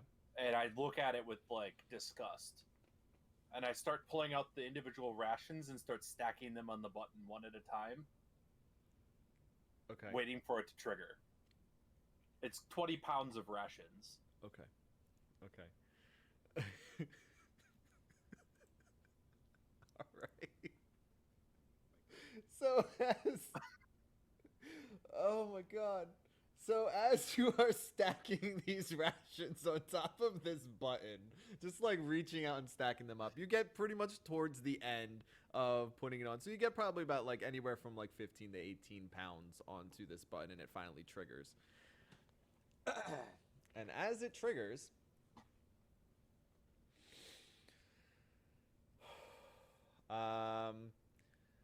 Wog and Griswold, give me a DC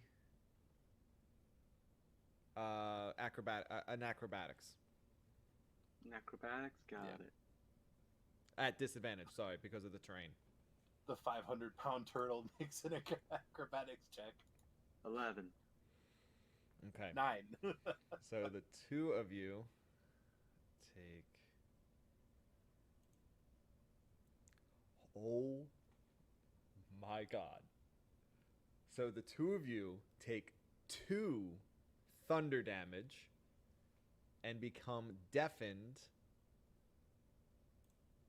for 1 round. So for about like 6 seconds, you guys are like completely just deaf from this loud, thunderous explosion. Nathan, your ears are ringing. Lucian and Sus, you hear this just loud, thunderous just explosion. And the skeletons seem to like jump and like look towards the door, and you can see that the door itself has been like buckled inward. So away from Wog and all them. So towards the actual room, it's just been like buckled and damaged. And there's Guys, I got it. and there's a I small. drop the rest of the rations just right on top of the square. No, the square's gone. It destroyed that whole like that area. You guys just got really fucking lucky and took no damage. Like I just dropped them from my hand because my hand would have been like hovering over it. So just like drop them on the ground. They're gone now. I normally don't like portray like what happens, but I don't know how the fuck you guys got this lucky, but I just rolled 3 1s in a row. You had the potential of taking 20 damage. That would have been fine. Walk it off. Chris would have been hurt again after that, just to be clear. Yeah, so you guys got lucky and only got 2 damage. As minimal damage as you possibly could have gotten, you fucking got. So, what would you like to do? I'm just kind of, like I said, I dropped the rations and now I'm just kind of standing there. Okay. That goes to moi. The skeletons jumped and they wind up looking towards the door itself, and then they start moving towards you. This one moves up to you. And if I could do the right thing, it takes a swing at Lucian. 21 to hit. You have 14. So, and then 8 damage. Lucian takes 8 damage? Yes. And then that goes to Griswold. So, Griswold, being a bit dazed now and seeing that the door ahead is buckled, is just gonna sort of spin on his heels and go back out the hallway. Okay. And go here, and that is his first full movement. Okay. And then he's gonna walk to the end of the hall here and take a look up it. Give me a perception. Yep. 10. 10. You are, being that it's lit and there are lights emanating from inside of that room itself.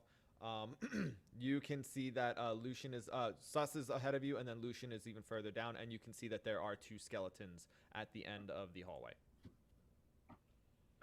More skeletons. And that is the end of his turn. Okay. So since we're just gonna do that, give you guys a little bit of a better view. Okay, then that goes to Lucian.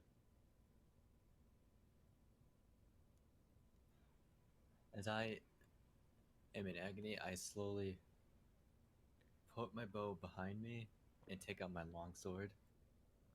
Okay, so you are sheathing a weapon and then drawing Yes. a weapon.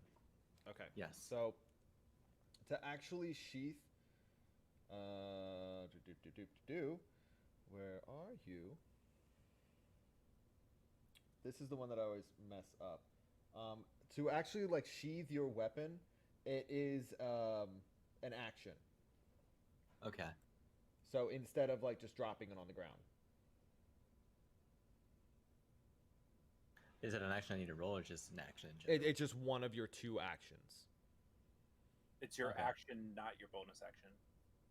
So like you wouldn't be able to put away your bow and then draw out a sword because they both take an action. Yep. Okay, that makes sense. So, But if you were to drop your bow and draw, then you could attack. okay. But remember, you also have the ability, instead of like stowing a weapon or anything along those lines, you can use your first action to disengage, which is the 5-foot step back, and then you have the second action to either attack or move. So it's completely your call. You can switch over to melee, or you have the option to get out of there without taking an attack of opportunity. Okay, then I will take a few steps back. Okay, so you take the first 5 steps to disengage. Yes. Mm-hmm. So now you have movement and bonus action left for the turn. Yeah. Because that was your action. Then I can take a shot with my bow, right? You could, yes, you could. That should be a full action to attack with the weapon. No, because you still have an action. He has an action and a bonus. Does Ranger have an ability that lets them disengage as a bonus action? I think he does. I believe so. Hold on, let me just check him real quick. I remember seeing something along those lines. He's level 2, so he should have a favored enemy, natural explorer, which just basically gives him cardinal directions, a fighting style in spellcasting. That's right, yeah. Then maybe I read that later down the line. Okay. So if he has a spell that takes only a bonus action, he could do that. Like, I think Hunter's Mark is a bonus action, Yeah. if he has that as a spell. I do not.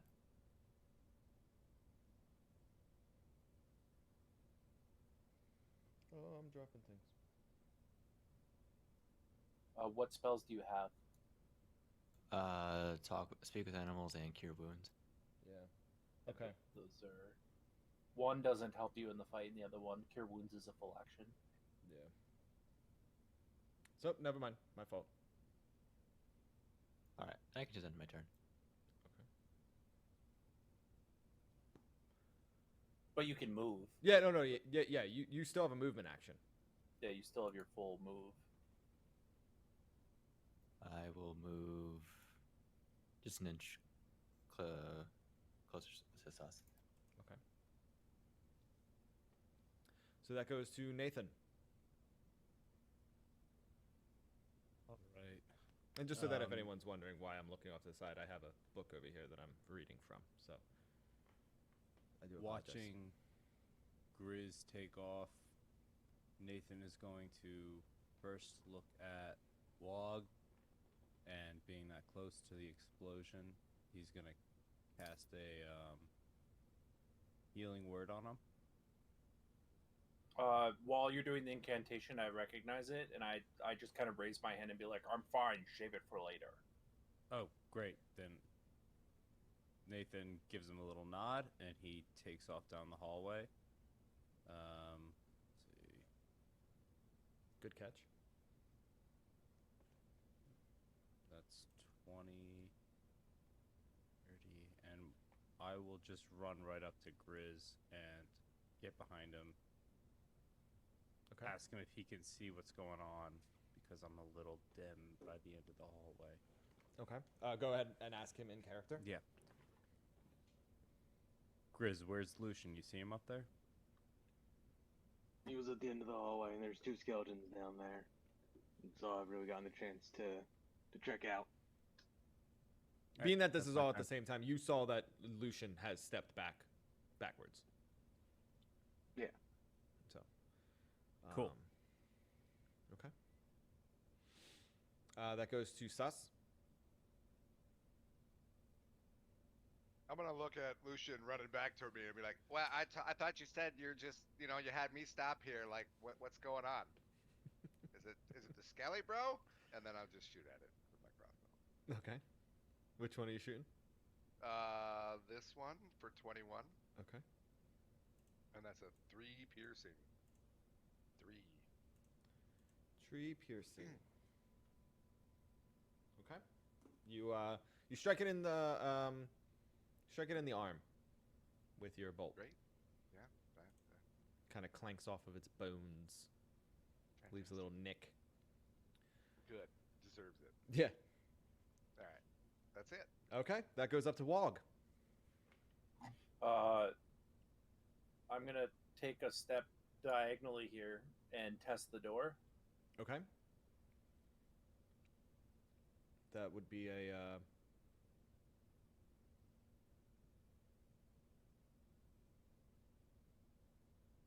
I don't know. Investigation, I guess. Because you're trying I'm to. like, I'm essentially pushing trying to- it open. Oh, okay. like, Then give me trying a to- strength.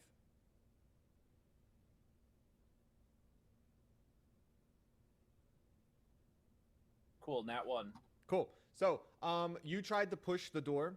The door is a pull, but it had been blasted and buckled inward, so like the opposite way. So as you go to like try to jiggle it and like move it, you can tell that it is just it moves a little bit, but it's really warped and damaged. Okay. Then I'll finish my move, and then I'll use my action to move again. 15 there. Not be on the bone pile. Okay. The bone So pile. that's my turn. Okay. So that Bone goes- pile is ready. So skeletons move up, and they are going to swing at both Sus and Lucian. Swing their swords at both of you. 18 to hit. That hits both of you. You both Yep. receive 8 damage.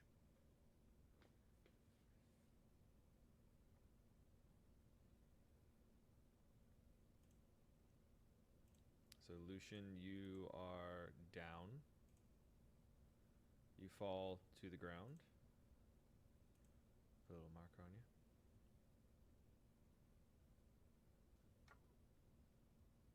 And that is the end of my turn. That goes to Griswold. You have just watched the skeletons come up to both of them, swing at them both, hit both of them, and Lucian drop to the ground, unconscious. So seeing Lucian go down, Grizz is gonna charge ahead.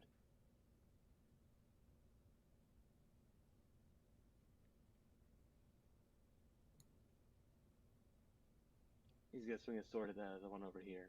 Okay, on the right. Yep. Gotcha. 16 to hit, 11 damage. 11 damage. Great mighty blow. He as you slice across him, you can see several of his rib cage bones crack, and two of his ribs just completely fall to the ground. Awesome.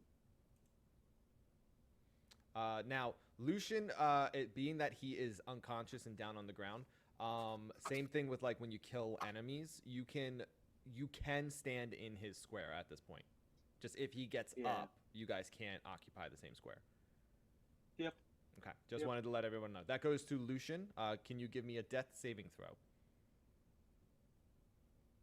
What was that on this? At the center of the sheet, there's a just a button for death saves.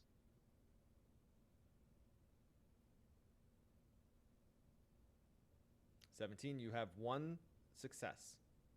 And you can check that off right above your button there. That goes to Nathan. Nathan is going to run up. Now, I can't occupy the same space, but can I pass through to be... So like I was just saying, Yeah, that's... Lucian, being that he is down, you can occupy the same space as Lucian right now.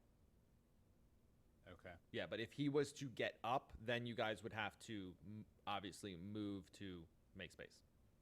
Yeah, I can't get there. It's a little too fat, a little too far. A little too fat. A little too fat.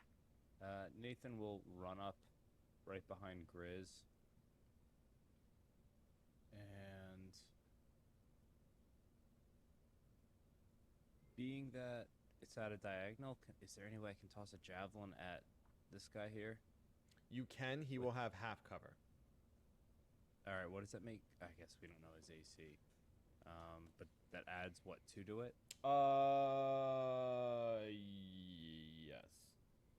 All right, Nathan's gonna look at the back of Sus and be like, "Hey, he shot right past me," and he's gonna give it a whirl, and he's ready to apologize to Sus if this does not work.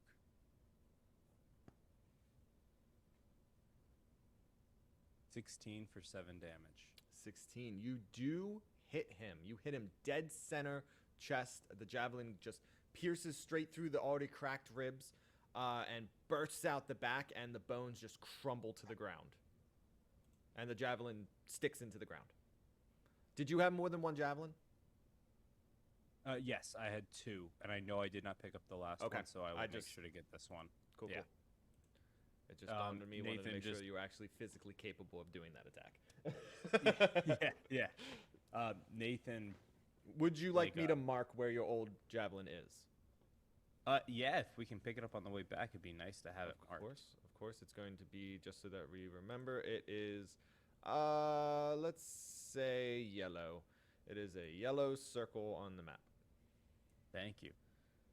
There you go. Nathan wipes some sweat off his brow, and yeah, that's my turn. Okay. That goes to Sus. Well, I'm gonna bend down and touch Lucian with a cure wounds. Let's see, I was 1d8.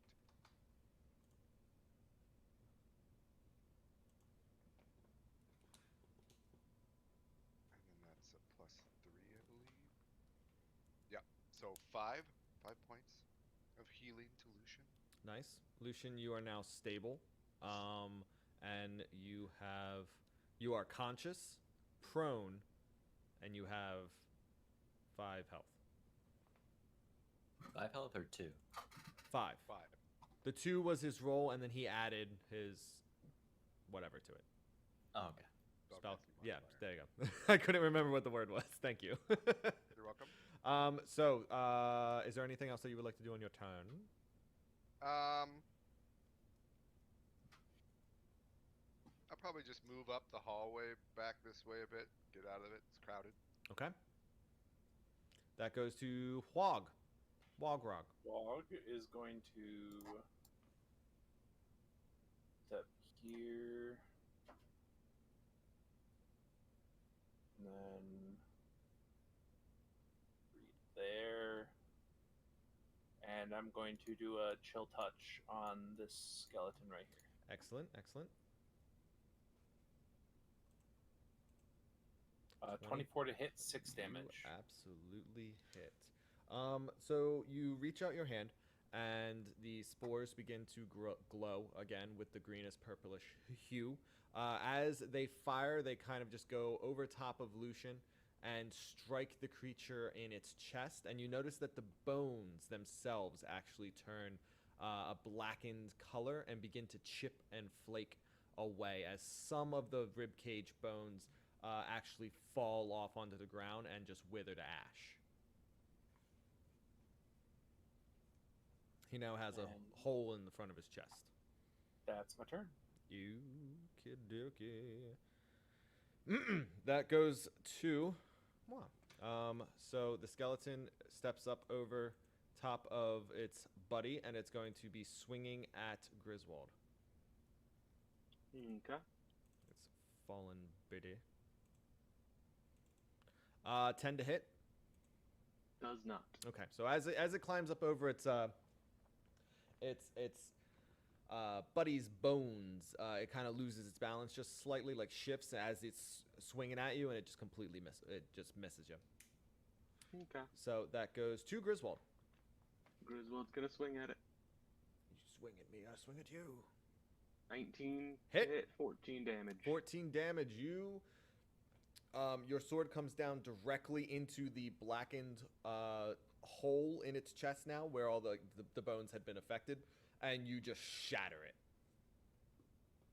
Awesome. So I'm just gonna move it here just so I don't lose count. They did die on top of each other. It's just so I don't, because it doesn't show me when they're stacked. So that is us essentially again out of initiative, battle phase, whatnot. Lucian, you're still on the ground. If you get now, you guys can just move one at a time. Essentially, what you guys would like to do.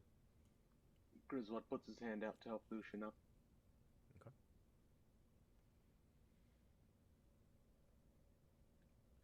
Need a hand? Yes, thank you. You help him up. Nathan walks over to grab his javelin. Okay. from off the You ground. get it back.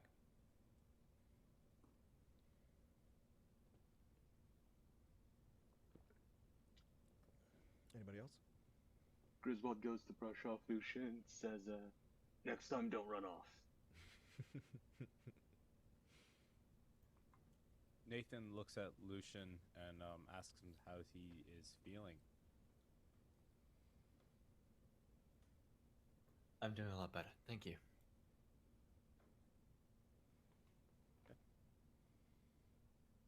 I'm gonna sarcastically say, "Good show, old chap." Love it. Thank you. Wog, anything from you? No, I'm still just gonna kind of be timid and Okay. there. Okay. Would you guys like to press forward? Floor's yours. Griswold goes to peek around the corner. Okay. Give me a perception. Yep.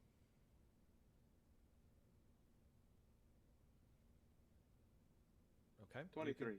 You can see that there are 5 crypts inside of the room.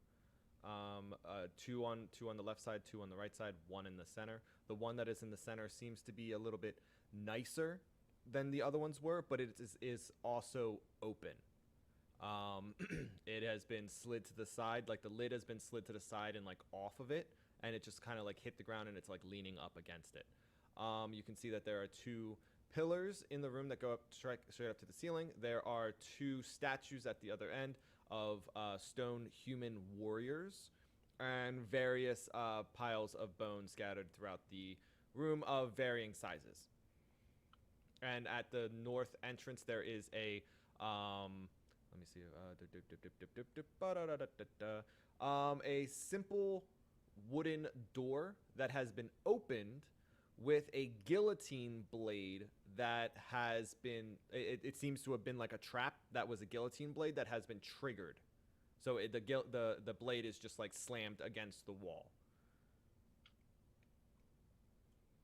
Keep your eyes open. We got some crypts that are in the next room that are already opened up.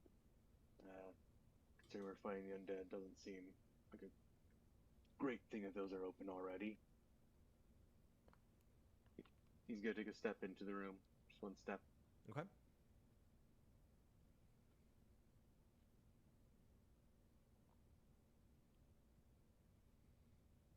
Anyone else? Yeah, I ran down past everybody that's laying there on the stairs in those piles of dead skeletons because I want to see what's in here. Okay. You, pretty much he describes it to you, and at this point, like you can, the room is lit. You essentially see the same things. There's nothing really to discover at this point. Okay. Anyone else?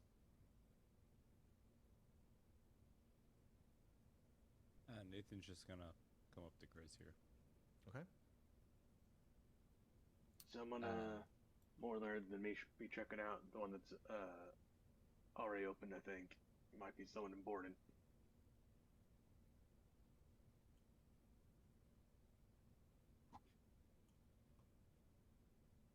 I am afraid that I don't know much of human history.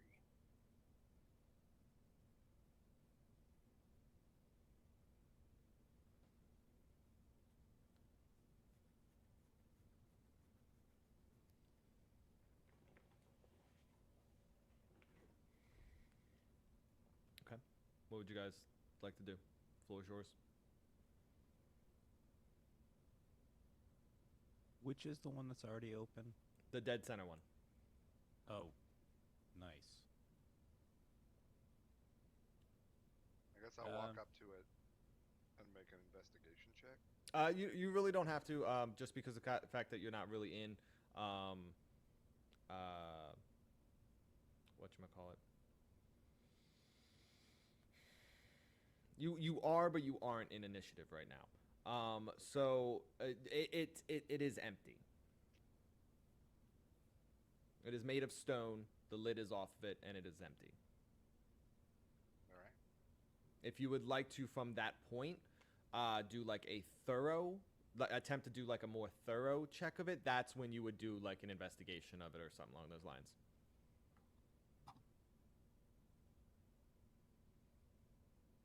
Can Nathan do an Arcana check on the crypt in the middle?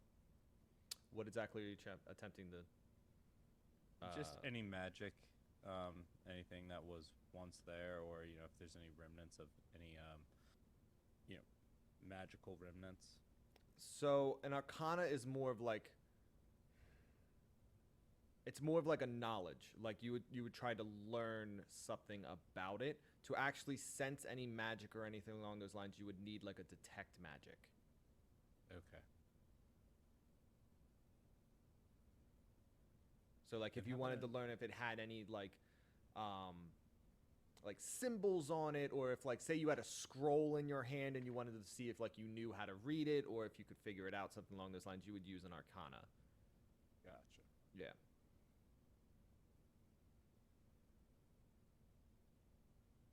Anybody else?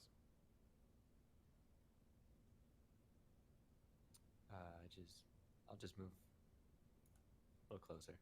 Okay. You guys, again, you are able to see at this point that this door right here is broken open towards you.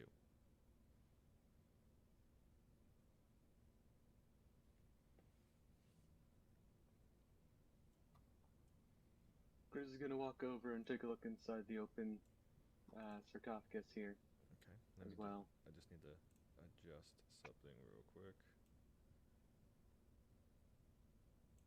I did that wrong. So there you go.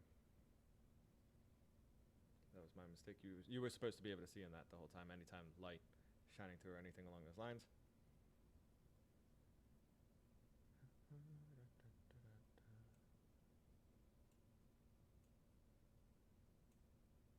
Okay. I'm sorry. What were you doing, Grizz? Taking a look inside this open sarcophagus. Okay. See if there's anything left behind inside of it, or if there's still a skeleton inside. Okay. Go ahead and give me an investigation. Since you're trying to like find. 6. So it is just empty.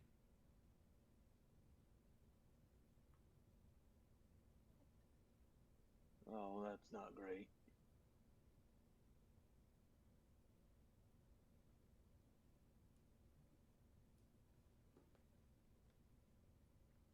Wog. Anything from you? I'm just gonna advance up towards the middle of the group. I'm still being pretty cautious at this point. Okay. Sus. I'm just gonna walk into this this hallway here, check out this chamber, Okay. see what I can see. Maybe do a perception check. Of course, of course. Give it the old 11sies. 11Zs. So you can see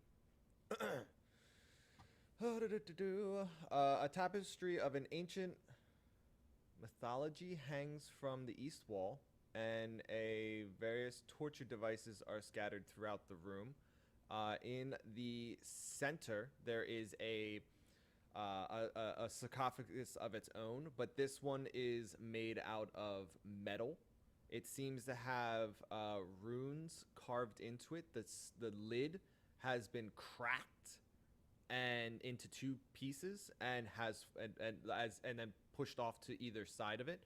There are bone piles in the top right, the top left and the bottom right corners of just various sizes, and two stone pillars that reach up to the ceiling.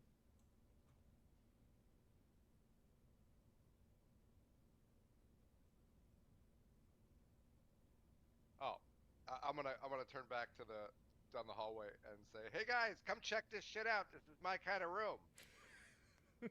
Grizz comes right up. Okay. Well, what kind of room is it? The Moida kind. Moida. Love the Moida kind.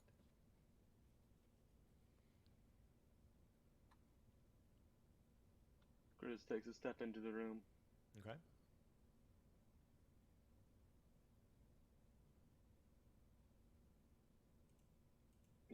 And he's also gonna look into this sarcophagus. You said it was broken in the middle, right? The lid has been cracked in the center and pushed off to the either side. So Yeah, one so he's piece gonna fell take a one look way, one in. piece fell the other. And Nathan's just gonna walk into the room up here to the right. Could I do an I guess Sauce's investigation pretty much got everything, or perception For pretty much him. got everything. Right? For him. Yeah, I'll do another one in this room then. Okay.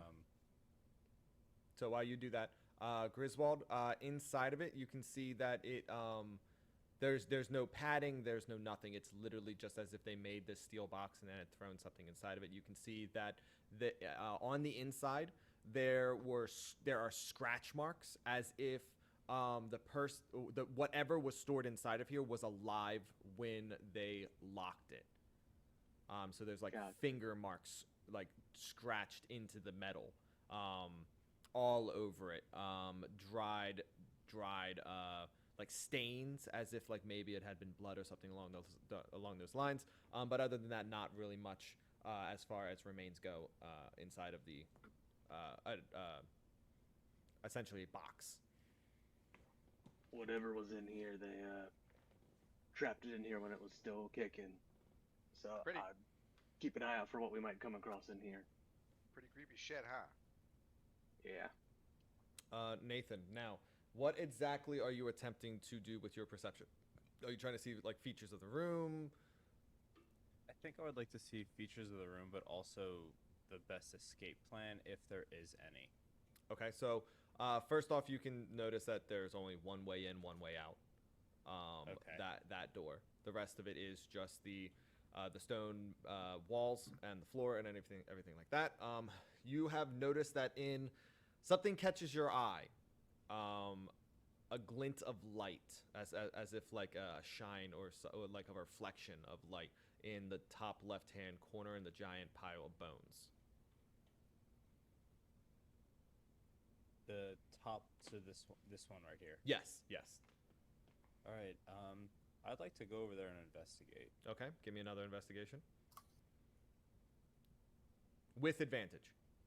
So Oh, running. shoot. Yeah, so just roll a second one. Cool. 21. Nice. Very nice.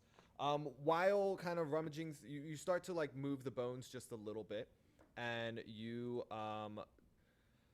discover, you don't uncover it, but you discover a gotta see exactly how I wrote this. An iron chest is buried beneath the bone pile. And I try to unlock it.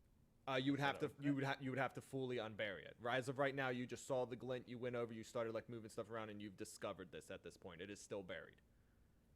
Cool. I will talk back to the crew. I'll be, hey, I think I found a little chesty over here if anybody wants in, and then I will start to pull away the bones to grab the chest that's in there. Okay. So as you unearth it, I will say, uncover it from all the bones and everything along those lines. And then you go to try to open it. You realize it is locked. But I We're done with that question. I guess could I do a strength check to pry it open? Yeah, to attempt to break it. Whose night Yes. is it? You tell me. Can I assist? Sure. I love you, buddy. Have a great sleep. 22. Okay. Hold on. He's gonna assist I will, you in thank you. attempting to break it. Doesn't With matter. athletics or strength? Strength.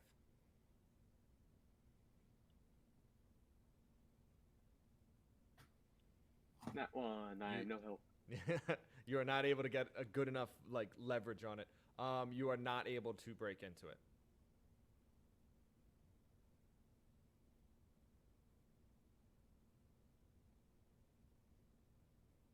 Nathan looks around. Does anybody pick locks?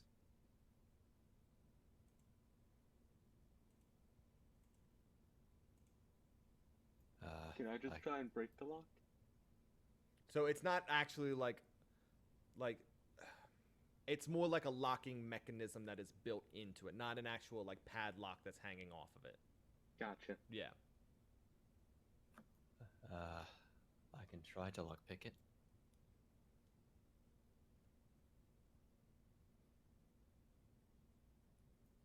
Is there anything I need to like roll for me to try and lockpick it? Yeah, that would be a where is it?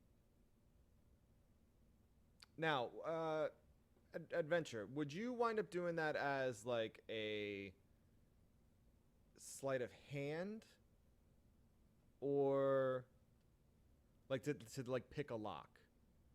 So it depends on the character. Mm-hmm. Like if it's a rogue or something, yeah, I normally just do a sleight of hand. Gotcha. But I'll also generally let people do like investigation as well. Okay. And one time, because it was hilarious, I let somebody intimidate a lock open. So that'd it be just so depends. good. Okay, so give me. All right, then give me that one. Give me the You said investigation, right? Yeah, it could be investigation if they're like sitting there prodding around trying to find the thing that trips the lock. That's fine. You can do an investigation.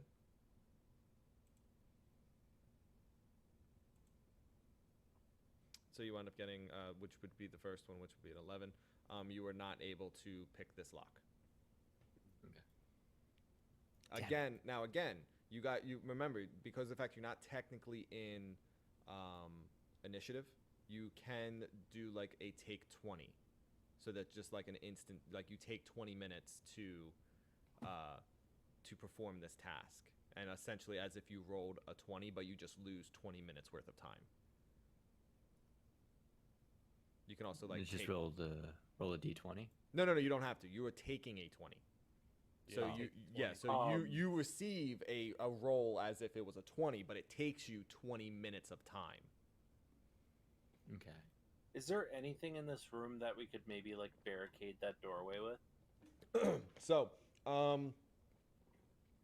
you could wind up using the remember you have the lid from the other sarcophagus that's already been opened outside in the other room. You have the cracked 2 halves of the metal lid that is essentially sitting right here as well. So you would be and the door itself has just been burst open. So you could wind up like closing the door using the lids to like barricade that door if you so chose. You want to barricade it? Yeah, guys, I think that it may be a good idea to grab this lid here and close the door and barricade ourselves in. Maybe take an hour and just kind of rest for a little bit. Okay. So you guys want to. Yeah, Nathan walks by to go start grabbing lids to barricade the door with and says maybe take 7 hours, 8 hours. I'm good for a sleep.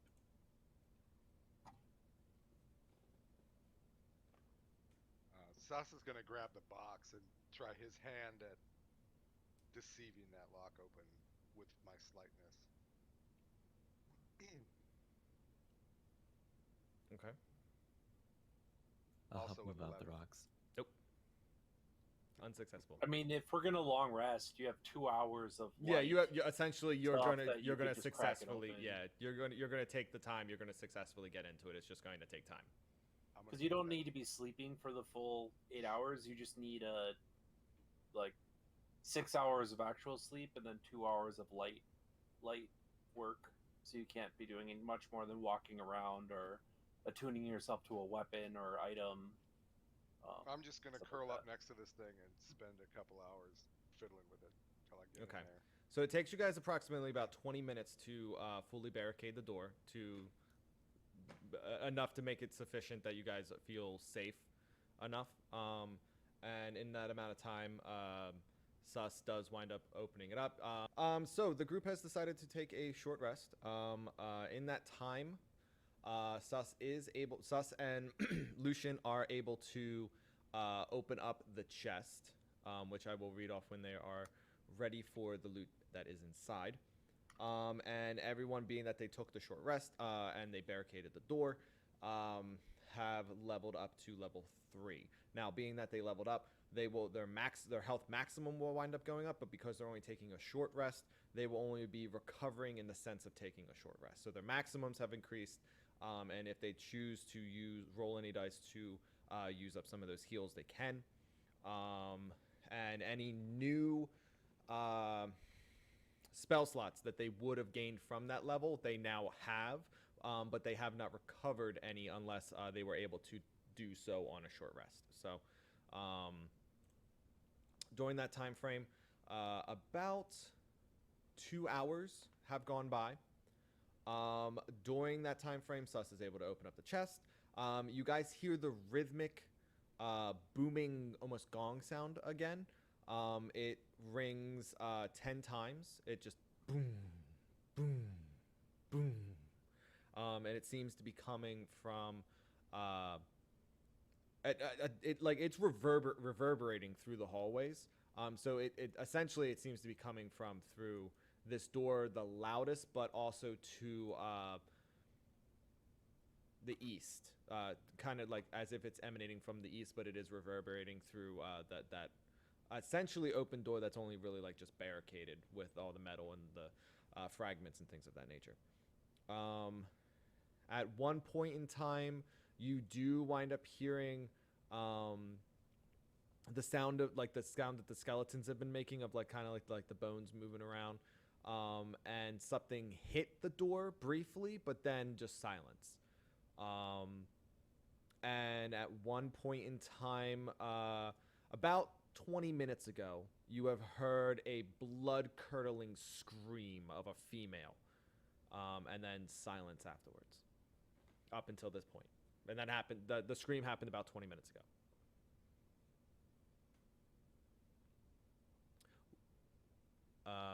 Does anyone wish to be the group's? Does one person want to grab everything from the chest and just hold on to everything, or would you guys like to divvy everything up right now? Completely your call. However you guys would like to do it. I can say comfortably that unless something is like weird or natural or something like that, Wog has zero interest in anything that would be in that chest. Okay. Anyone else? Yeah, we can divvy it up. I mean, Okay. I'm good with it. Yeah, same. Yeah, Nathan walks over to Sus and looks inside the chest and say, "Hey, what was in there, man?" Okay. And then Sus says in the DM's voice, So you find 1,900 copper pieces, 110 silver pieces, 3 gold pieces, 1 banded agate, 2 blue quartz, 1 malachite shite. I'm not really sure. A tiger eye. Okay. Malachite. Yeah, there you go. Malachite. 2 blue quartz, did you say? 2 blue quartz. Malachite. Tiger eye. And you find... Give me a high or low. You can do it either just you or the group. High? Okay. You find 2 potions of healing. Just standard. Yep, 2d4 plus 2.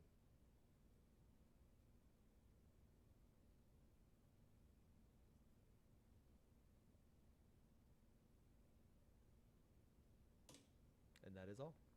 And how many was the silver pieces? I'm sorry. It was 110.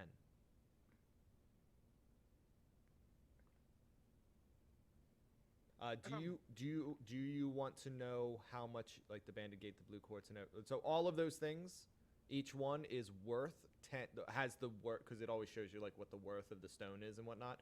Each of the worth is 10 gold pieces. Okay. But that would be like that's just for your notes. That'd be more something that like someone that was like an appraiser or something like that would know. You good to hold on to all that until we get out of here? Yeah. You want to divvy up the coin, or? Nathan steps up and says, "Hey, look, I'll take the silver and back away just for finding the thing, but you guys split the rest. I have no interest in any of those gems." I like the blue ones. Okay, here's the silver.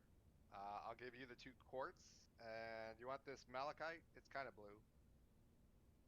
I'm glad Sure. you knew that because I didn't. Yeah, it's a green thing, but it's blue enough. Gotcha. It's pretty. It's a green thing. Yeah. Okay. Great. And then, so I guess we can. This one went to Grizz. Nathan. Silver. Silver went to Nathan, yes.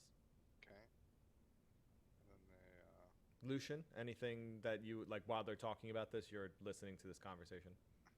If you have input. I'm just keeping an eye out. Okay. Did you wind up increasing your max health? I did not. So I just go like max up. So you would yours is your health is a D10, right? So you would roll a D10 and then add your constitution modifier to it, and you would add that number to your maximum health.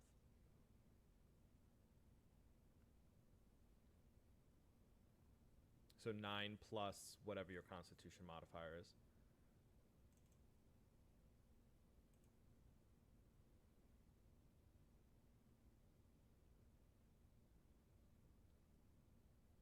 Wait, no, that's a save. Whoop.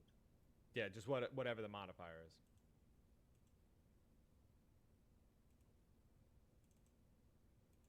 So you'd wind up being a +1, so 10. Yeah, You- +1. Yep. Yeah. So you are now up to 29 health. There's your maximum. I'll change that for you. 29. There you go. I did mine. Mine was a 5.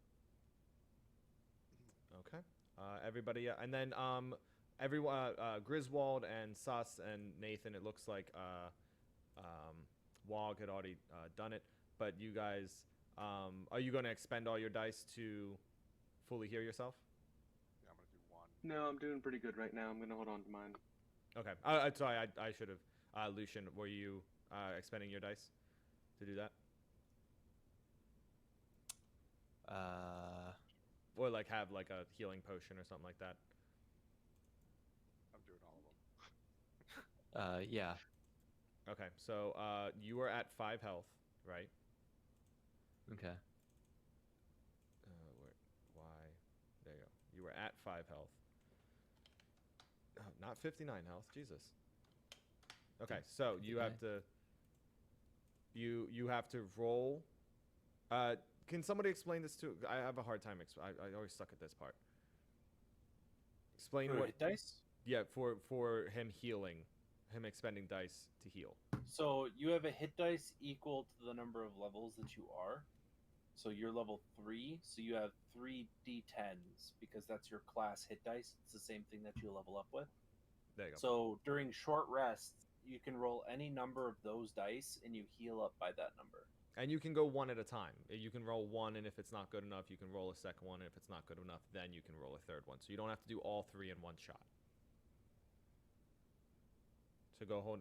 You can either just choose to roll all 3 right off the bat, or you can choose one at a time. I think I just one at a time. Okay, go ahead. I'm rolling D10. D10. Okay. +1. Okay, you're up to 6. I'll adjust your health for you. Okay, thank you. Yep.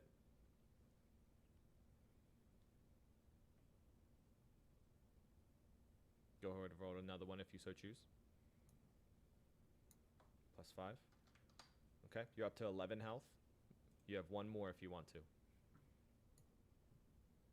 And a +9. You're up to 20. You're at 20 health. 20 out of 29. Okay. There you go. Okay. Floor is yours. What would you guys like to do? I suggest that we unbarricade the doors. Okay. It'll take you about 20 minutes to unbarricade it. All right, Nathan jumps in and helps. Okay. So you take about 20 minutes. During that time, you hear another rhythmic, booming gongish kind of sound strike 5 times.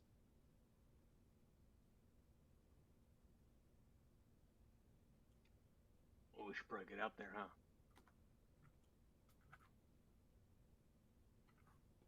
So the door is now open. And do you I'm just so that you guys can all, do you want to, how far would you guys like to move as like a group? Or are you guys planning on like just moving back to where you came from? Do you guys want to like slowly move and like investigate things as you're moving around? I think Nathan just ran through the hallway. Yeah, I've been pretty much planning on going all the way back down to where we came in. You want to go to the front entrance? Pretty much, because I know that there were those 2 doors back there still. Okay, so I will move you guys. Is everyone else following suit? Yes. Okay. Sure. Yep.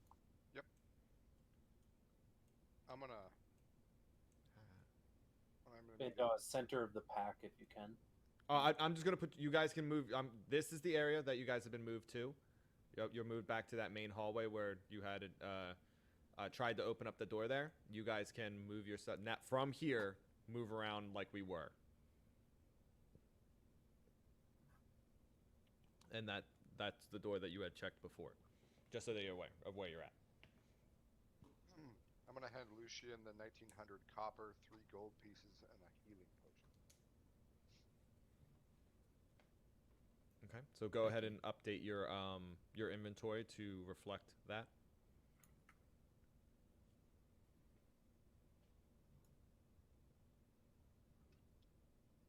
Grizz walks over to this shiny javelin that's on the floor over here and picks it up.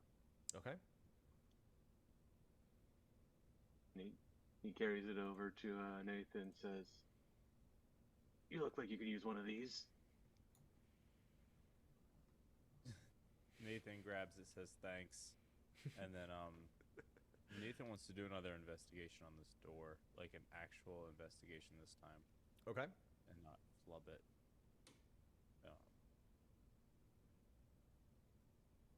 Wow, nice. Very nice, very nice. So, you, as you're kind of like, you remembered from before that you couldn't actually like touch the door. As you reach up, you can feel that there's still something there, that is kind of like blocking your entrance, but it seems to be malleable at this point. Like when before it was solid, like just like as if you were putting your hands against a wall. As of right now, it seems to just like, not greatly, but it seems to move just enough that like you can kind of feel your hand, like it's still very like you have to put a good deal amount of force on it for it to move, but it seems to have essentially weakened since the last time you laid hands on it. Nathan looks back at the group and he goes, "You guys hear the drum coming through this door, right? That beating." Yeah. Yes. I think whatever's causing these things to continue to wake up is coming from there. Are we gonna try and force it open again? Am I able to actually get my fingertips on the door or anything like that? No, As it, like, it's lets still me- it's still doesn't let me get in that deep. yeah, Gotcha. yeah. It not even like a centimeter of movement. You can just feel that with enough force, it kind of feels like it moves a little bit. Nathan says to Grizz that I don't think we're gonna get through here, but I think we're gonna end up back here, and then he's gonna come up to here and just look down the hallway the skeletons came from. Okay. Do we want to go over here? Or do we want to go back to those other doors that back a room? Nathan takes out one of the silver, says, flip it, you decide.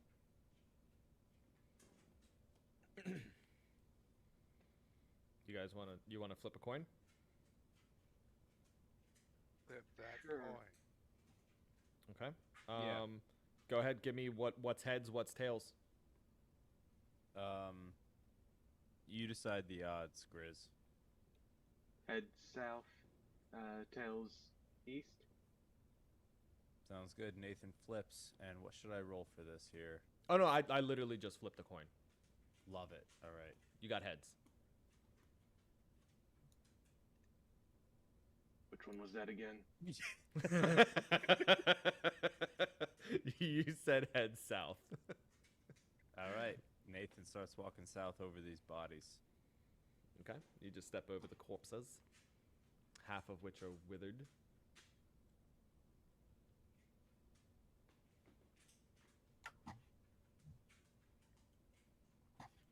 Okay.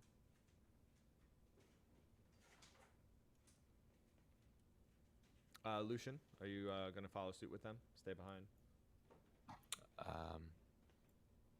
A part of me wants to pick up some of the arrows I shot around here. By all means. Is that possible? Yeah, by all means. If you have a number of how many you shot, 4. 4, then go ahead and give me a roll. Nasa's going to join him. Wait, that makes no sense. Investigation. Rolling 4d20. That makes Got no 'em all. sense. You got more than they were. Yep. Yeah.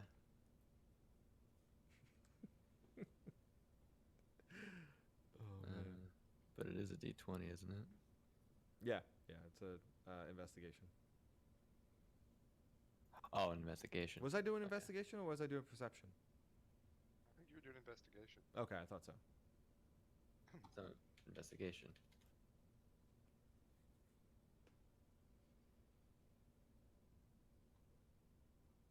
Oh, sorry, I didn't mean to click that.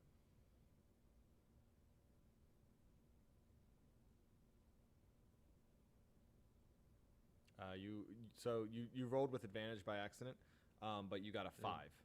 So you're able to find 1. The others are broken. All right. I'm gonna do one for my 4. Sure. Also a 5. You are able to find 1. The other ones seem to be broken and or just missing, Great. buried inside of a skull somewhere. Or burn, considering we had fire in the other ones. Yeah, I didn't shoot anybody down that way, but yeah. that's true. That's true. Okay. After investigating it, Lucian, do you want to stay up there or do you want to follow them down? Yeah, I want to follow them now. Okay. Go ahead and you can just move down with them. And then we'll just go into Wog. What would you like to do? I'm just kind of following around with them. Okay. That goes to Griswold. Hey, Nathan, you got that coin still? Yes, I do. Let's flip it again. Heads East is heads. Cool. You got heads. You got East it is. Okay, so that is room. Doo-doo. I would like to do a perception on the door. Okay. You can tell. 17. You can tell that it is a wooden door. It seems to be very well made and sturdy, and it is currently locked. With like a padlock or mechanism? It's just you. I'm assuming like as you're doing this, you go to. Did you want to try to open it while you were looking at it, or were you just Sure. looking at it? So as you jiggle the handle, it seems to be locked from the other side. Gotcha. Hey, Nathan, you got any axe or anything? I have an axe, but do you just want to try to shoulder it? I mean, we can shoulder it, we can drop it down. What's the difference? All right. So could I take a attack on it with my great axe? You can.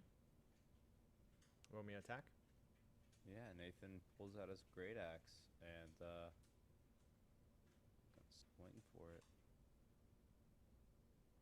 You successfully hit it, and you chop into it, dealing some damage to it.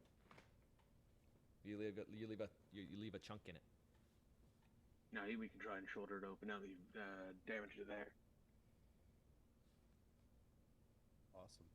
Let's I guess that would be a strength check or athletics. What is that? Strength. Strength is what we've been doing. Yeah, you're trying to force your way through.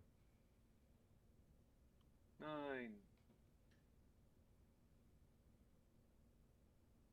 18. 18. So a combined of 27. You guys are able to break through the door. Pretty much you both like kind of hit it right near like where the crack was, the chip that he wound up taking out of it with the axe. You hear extra cracking and breaking of materials that are on the other side, and some sliding. It appears that this door was barricaded from the other side, and you guys are able to force your way through. The door is now open, and there is slight debris on the ground here. Allow me to 1 second. Where are you? There you are. Door is open. Would anyone like to give me a perception, anything along those lines? Yeah, I'll give one of those. An 8 and a 12. So pretty much you guys can just see that there are scattered dead bodies inside of the room. 1, 2, 3, 4, 5, 6, 7. 7 scattered bodies in the room. There are 5 humans and 2 that seem to be elves. All of which are in the soldier's attire.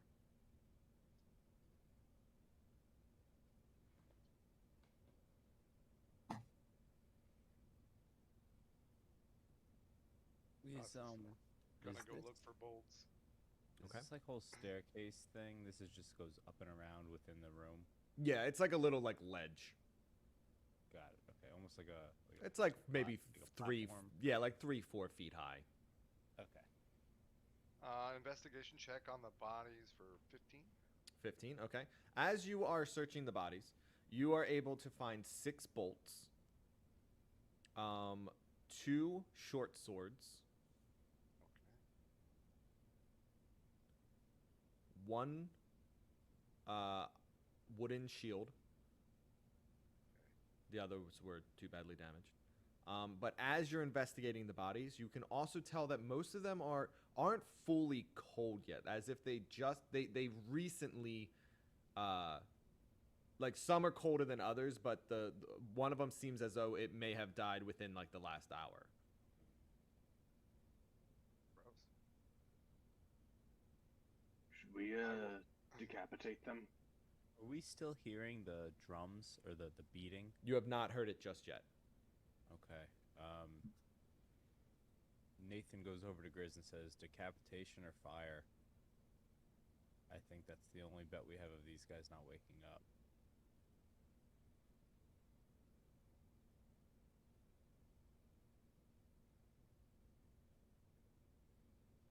Lucian, what would you like to be doing right now? I would as well like to investigate with them. Okay, because you're still out in the other room. There you go. Warg, I saw you move over there. What would you like to be doing? I want to figure out what's on this table here. What's the deal with it? So it's just a stone slab that has a cloth over top of it. It's just the only Oh, okay. like Table yeah, like thing that was there. exactly, yeah. Okay.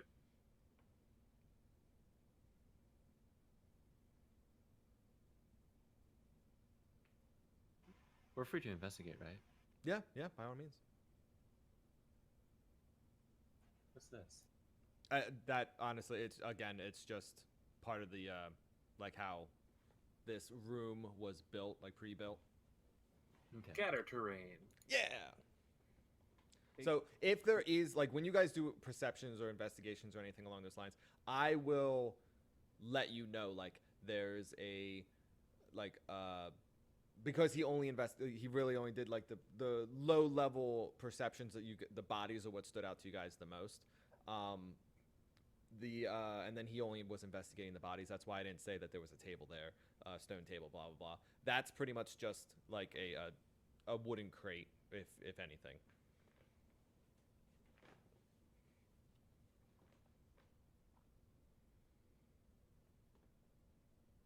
Did you guys want to, mess these bodies up before they come back to life? Grizz immediately takes the attack on the corpse in front of him, trying to decapitate it. Okay. Would you guys like to just take 20 and? Well, you'd only have to take probably about like 10 minutes if you guys wanted to just go through and decapitate all of them. Yeah, Yep. is there? Yeah, Nathan jumps on that. Okay. When he So it gets to takes- his first. Go ahead. When he gets to his first one, when you said that they were like not super cold, they're still totally dead though, right? Oh, Like, they're there's no- dead. It's just they. Okay, I was yeah, saying yeah. that as if like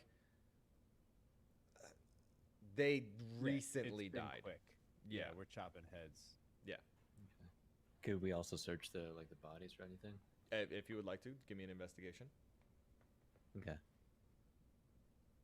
I would like to do that. You got a 10.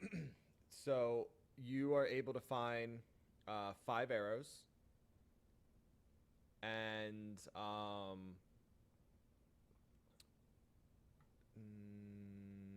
one chipped longsword.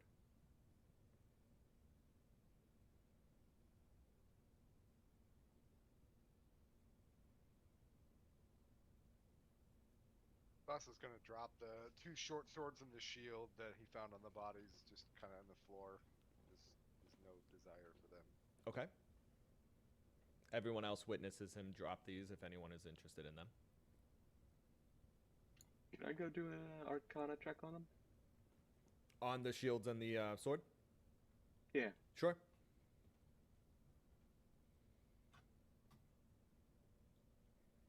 Have at it, buddy. Free stuff. 10. They are unremarkable.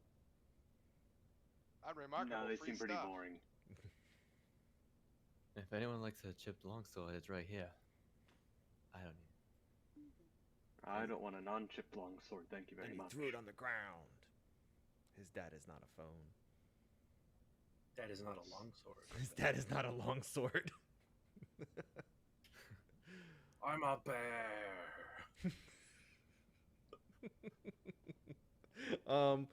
Suddenly you guys hear the rhythmic sound of the we're just gonna say drum at this point.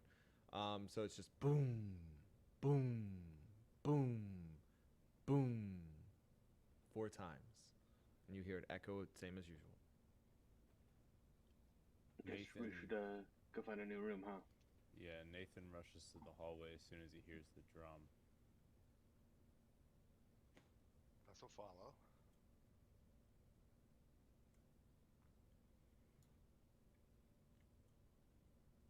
Lucian, are you staying behind? Oh, I'm so delayed. I don't know why. Oh, gotcha. Okay, what would you guys like to do now that you're back in the main room? Do we want to go up or do we want to check out the other room? My first idea didn't seem to go great, so I'm open to other ones. Let's check the room. Okay.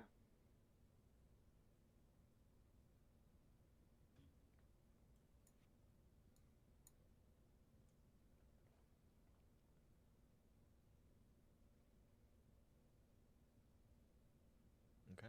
Perception check on door. Ookadok. Nat 1. It's dark here. My eyes are closed. You got dust in You your are- eye. You're As- pretty sure it's a door. You are questioning yourself on whether or not it's a door or not. No, you got dust in your eye, and you're currently like trying to like get it out. Nathan will roll a perception check too. Okay. Oh You my are gosh. pretty sure that it's a door. We walk through the same dust cloud. Yeah, there you go. You both got hit by the same dust cloud, and you're unable to properly see. Wog rolls a perception. You can see that it is essentially like the other door. It is a. Were you attempting to just look at it, or were you attempting to open it as well? Oh no, I'm just looking at it. Just I'm looking at not it. Okay. opening It No is way. a solid-looking, well-made wooden door. Okay.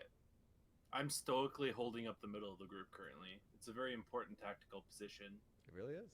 It really is. Yeah. Years of experience in the Coliseum have taught me anything. Middle of the pack is a very important role. Love it. Anyone else? Lucian? Sus? Perception. Okay. 21. You are able to see that it is there's obviously the dead body that is right on the ground right there, which everyone can pretty much see. It is a dead soldier. The door is, well, pretty much you can see that there's not much more to be seen. You can it's a well-made wooden sturdy door that is closed, obviously.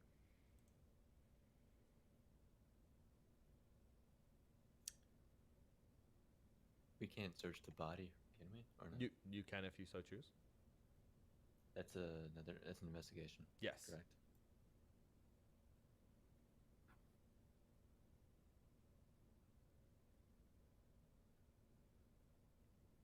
Twenty-one. 21.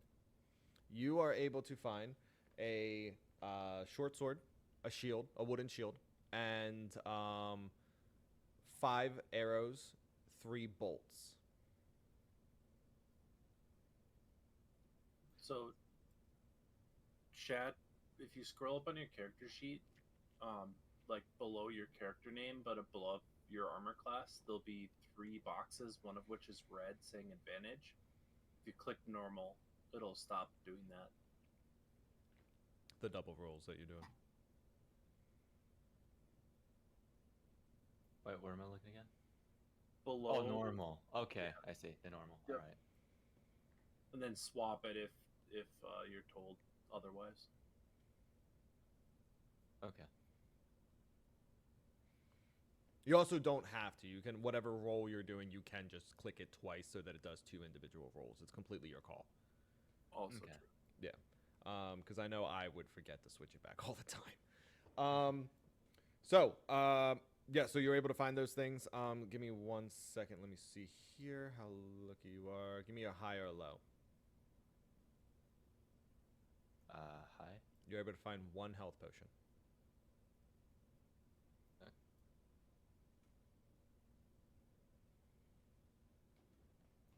I can hand these bolts to Sus, can I? You can.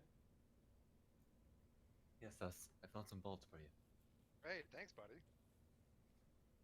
Just make sure you're updating your inventory sheet with everything that you wind up getting and losing, things of that nature. And let's go to Sus. What would you like to be doing right now? Other than receiving bolts. Sus is going to pull out a bite of his rations and watch these two do his favorite thing that they do, which is try to deal with doors. Okay. All right. I'm just happy back here eating snacks, watching these Did you guys say deal with that you doors. adore it? Yep. It's adorable. Okay. Then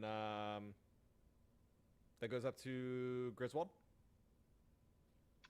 I look at Nathan and say, want to try and bust this one down too?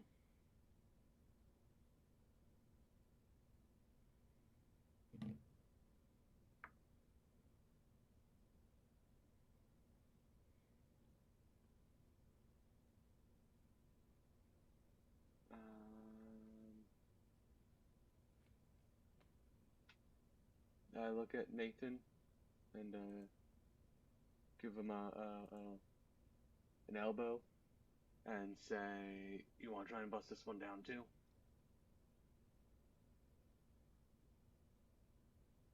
There are Nathan, crickets on the soundboard? Oh, sorry. sorry, that was my bad. Nathan says, yeah, let's go for it. And he's going to roll a strength check. Okay. No, unfortunately, like the soundboard has a one that's labeled awkward, but this is what it is, which makes no sense. Like, why? Why is it not crickets? So I'm gonna have to like record crickets because that comes in handy a lot. 17 and 11, so a grand total of another 28. You guys are able to force the door open.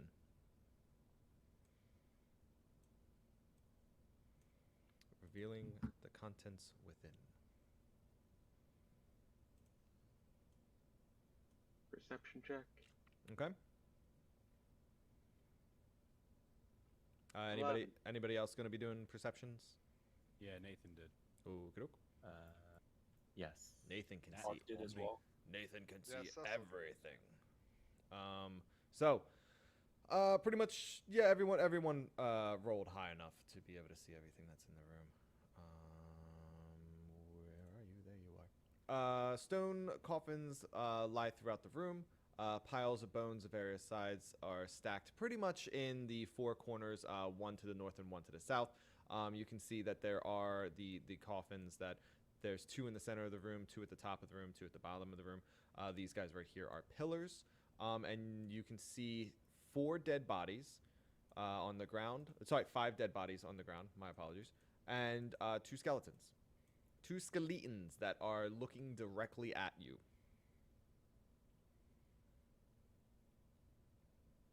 That goes to Wog. Wog is going to use his action to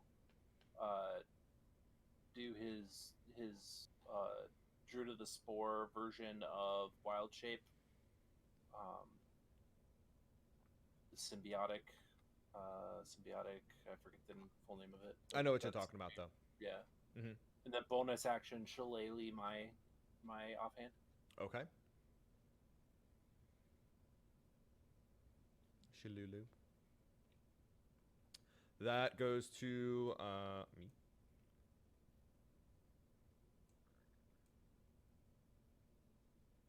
That goes to Griswold.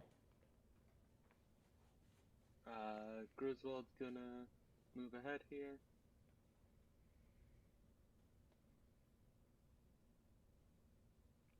Okay. And again, those are just like essentially like 2, maybe 3 steps up.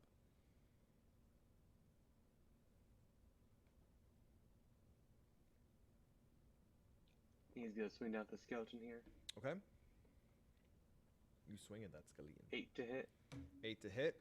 You miss. Okay. And then, Cooper, do you have a way to easily make a token on the fly here? I can give you a temporary one that you can just. Why? Perfect. I'm going to use my bonus action to manifest an echo of myself. An echo of yourself. Okay. Let's. I don't know if this is going to work, but give this a try.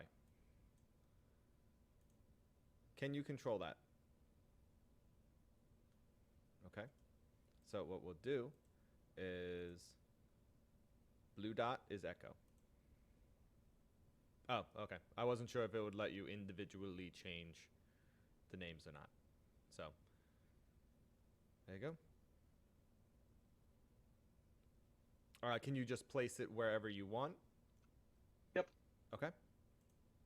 So yeah, Grizz Oh, slams sorry, his go foot that on the slow. ground, and then like that, what's that? 10 feet away from him, 15 feet. A shimmering image of himself appears, standing there.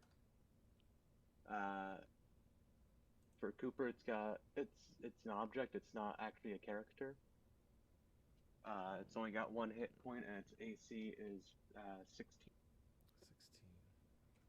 Okay. I was in the middle of adjusting all of that for you. I Gotcha. can't. Okay, I can't change the AC for some reason. Oh, I can't change the health either because it's updating it for both of them as well. So, -4, and I'll give you back your health. So we just know. Yeah, we know. We if know it gets what hit, is. it just goes away. Yeah. So And it can do some fun stuff. okay. So we'll see if any of that comes up here. Okay, sounds good. Sounds good. That goes to Lucian. I see the skeleton right here, and I aim my bow and take my shot. Okay.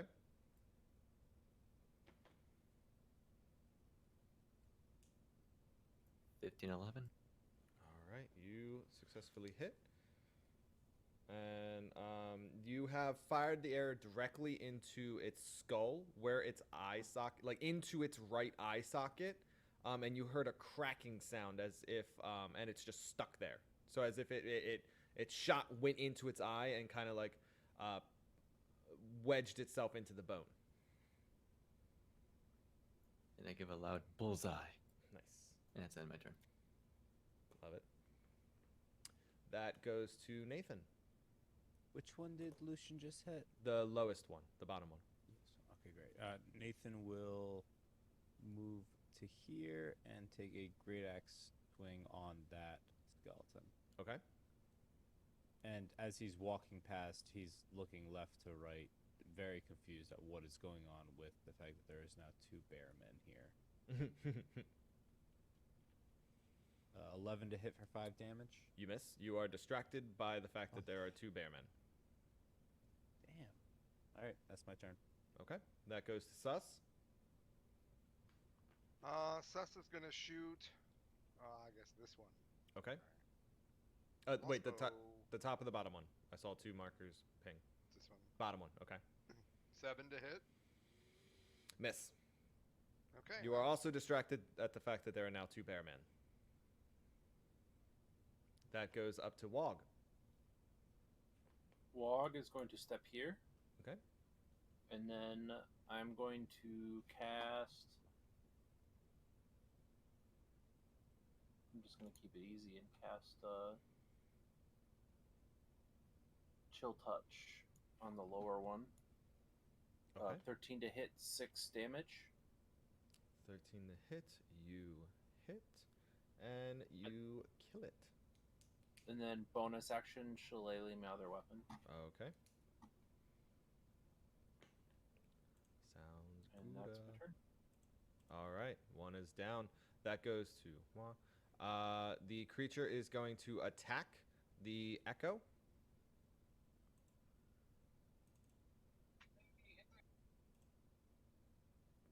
He started his turn within 10 feet of me. So Oh, he's- that is correct. That is correct. it's the I first time completely it's forgot come about. up to Yeah, me. I completely forgot that was a thing. Oh, So that's not what I meant to press. Oh, yeah, that is. Never mind. DC 14 con save. con save. Got an 18. Okay. Okay. So the skeleton crits on the. Drop my pen. Crits on the echo. Does Okay. anything happen when he strikes it? Would you like to, he has a short sword that he swings at this at your echo. Would you like to? Essentially, as the sword passes through the echo, he fades back out like a mirage, and he's just no longer there. Nathan just yells, Okay. "No!" and then he looks behind him and he's like, "Oh, The creature seems perplexed. That goes to Griswold. Griswold's gonna charge up past Nathan here and attack with his great sword. Okay.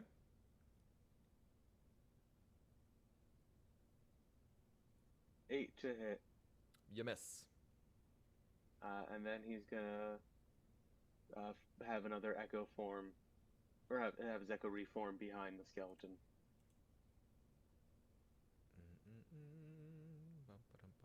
Where are you?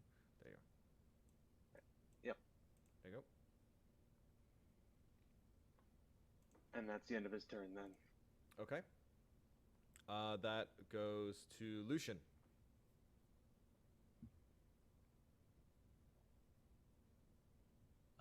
The skeleton's still alive, right? Yes. Yes, it is. This one here? Yep. The one between the Okay. 2 bears. Yeah, okay. So after moving a bit, I take my shot. Okay. 26, 11 damage. You hit, and you essentially do the same thing, except for this time, you fire and it goes into the creature's mouth, and you hear the same like crack sound as the arrow is just sticking out of its mouth. Oof. And I end my turn. Okay, that goes to Nathan. Nathan will move up and take a great axe swing. Okay. 9 to hit for 15. I'm guessing that doesn't hit. You do not. That's my turn. Okay, that goes to Sus. Okay.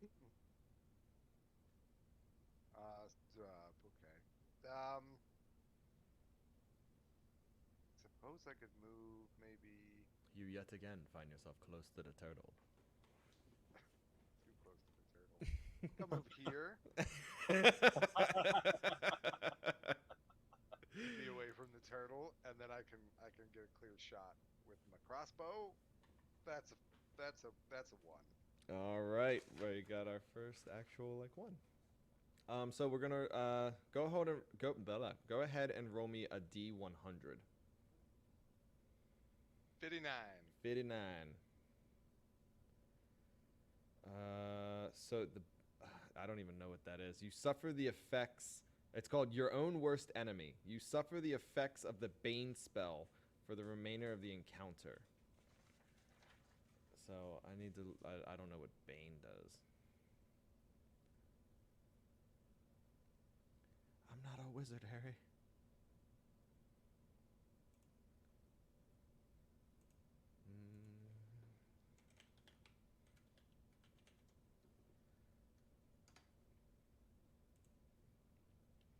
It looks like it's a minus D4. Up to Yeah. 3 creatures. Attack rolls. Yep, you must roll a D4 and subtract the number rolled from the attack rolls or saving throw. Okay, so yeah, you're just affected by that until the end of the encounter. Okay. Well, don't I have to make a charisma saving throw to try to beat Bane? I guess that's only if it's cast on me. Yeah, that's if it's cast on you. This essentially is just an effect of Our silly rules. Yeah. Yes. I got it. Excellent. But again, Okay. this is something new. We're still going to be tweaking that list a little bit. I mean, it's still better than being next to that turtle.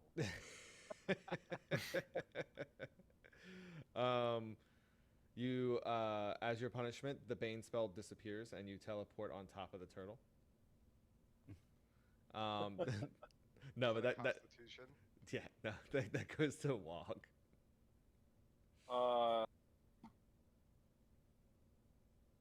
Wog is going to. I'm just gonna step here and chill touch. Okay.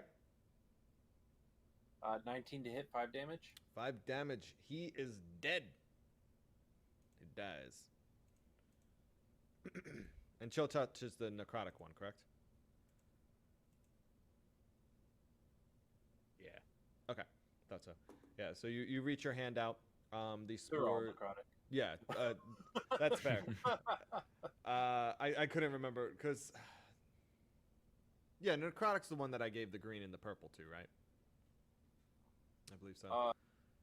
Yeah, this is the cantrip one. Yeah. Yeah. Okay. Yeah. So you reach your. The other one, the ice knife one, is I guess piercing. It's not necrotic damage. Gotcha. Gotcha. Yeah. So you wind up reaching your hand out. The spores swirl and fire out towards the creature. As they make contact, it turns its bones a blackened color. They begin to become very brittle and like fall apart. And as it crumbles to the ground, and any blackened, withered pieces kind of turn to ash.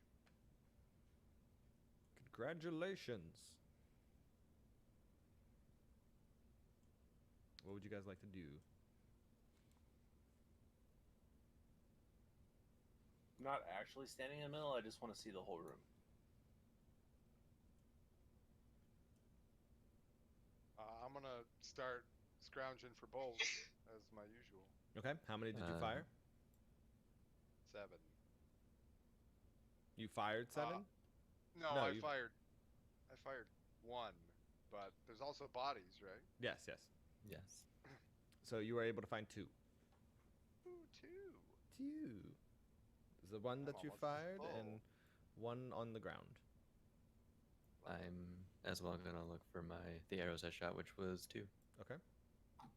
Nathan goes up to the echo of Grizz and tries to shake his hand. From the other side of the echo, you can You find both just your arrows. see me poking at the echo as well. Like, ooh, I did this. Well, this is neat. The This echo hasn't goes into a happened rage before. and attacks.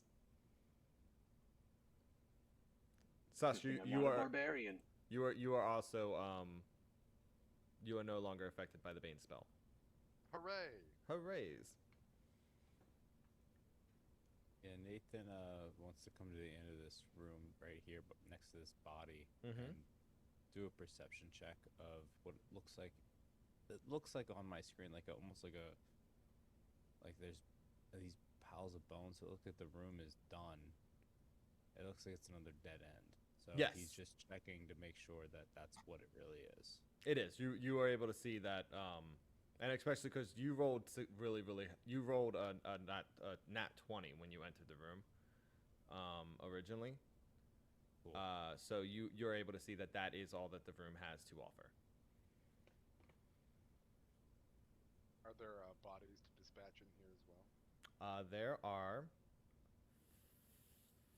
5 bodies. 5 bodies of soldiers, I should say. Let's loot them.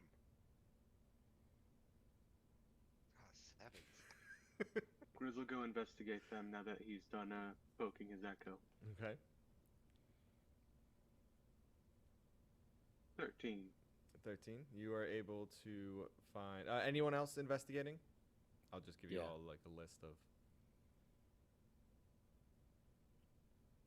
Is there any reason this body looks different compared to the other ones, or is it just the graphics? The graphics.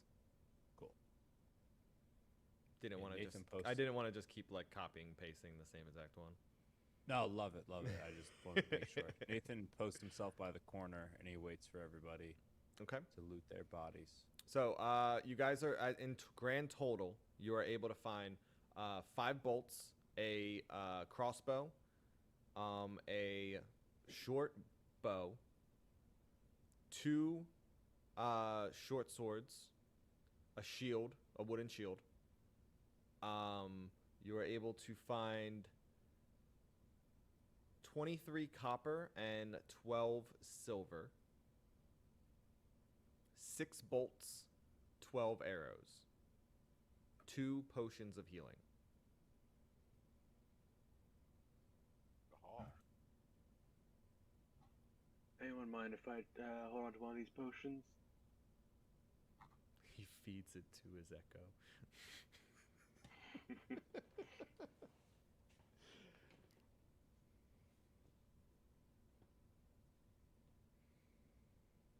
So is that a spell or is that like a cantrip or something? It's my class feature for Echo Knight. Use a bonus action. That's cool. Yeah. That's really cool.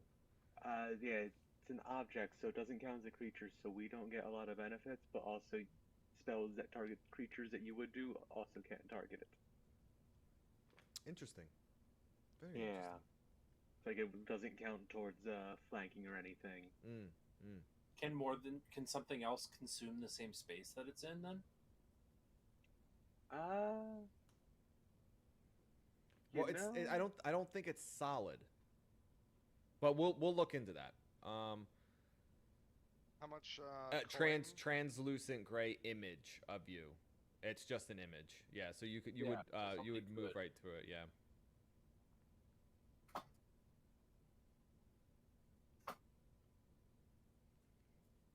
So if there happened to be a character that was one of those knights that was a like 8-foot tall, 500-pound turtle, you could conceal somebody inside of your image if you wanted to. So who got the other healing I would potion? assume so. Guess Well, in it says theory. translucent. It does say translucent. Oh, okay, never mind. Yeah. Yeah. So it would be distorted, being that it would be an image over top of an image. Still funny. Yeah. I'm sorry. Sus, what did you say? Who got the other healing potion? That's for you one guys. of- Yeah, that's for you guys to decide.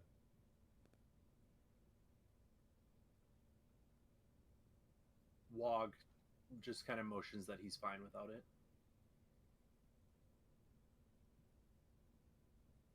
Okay, well, there's one for upper grabs, and then how much coin was there?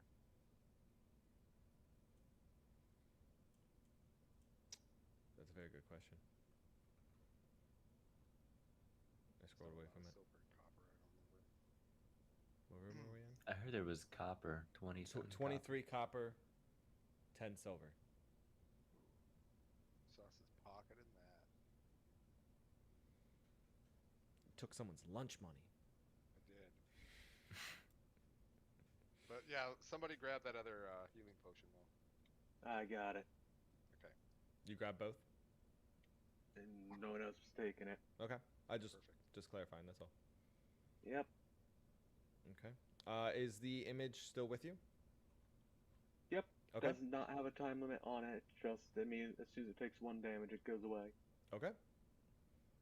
And I'm And assuming if it's outside 30 feet from me, it disappears as well. Okay. Go ahead.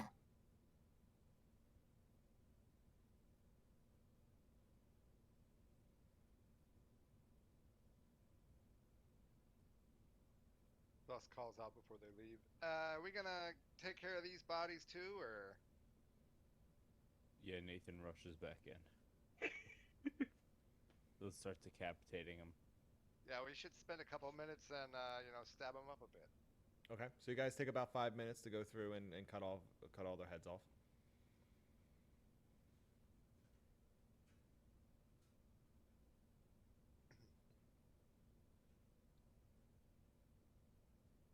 Grizz walks down the hallway. Do you figure out how to move them both at the same time? I did. Yep. I love it.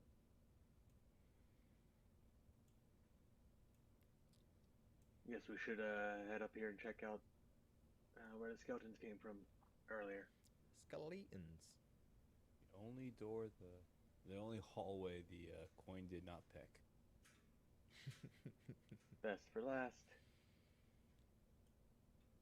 Or worst.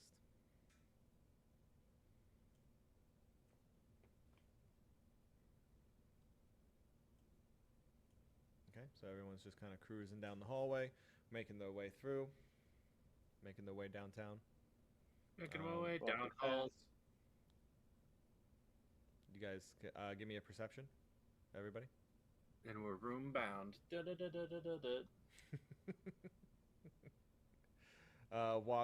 Wog's too busy singing to himself, humming to himself. So and Rocking along. and you're rocking out with it, still entranced by your double. You guys can tell that this statue is of a. Sorry, let me just check, make sure. Yep, it's still the same thing. Stone, human warrior statue.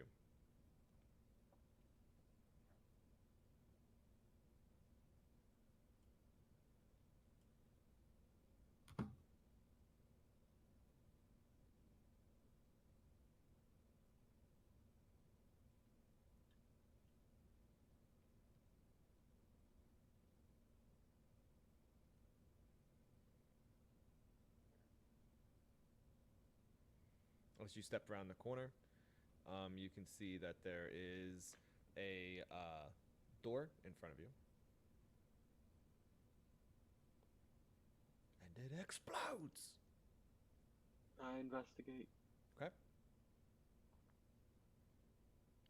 13. You can tell that it is a very simple wooden door.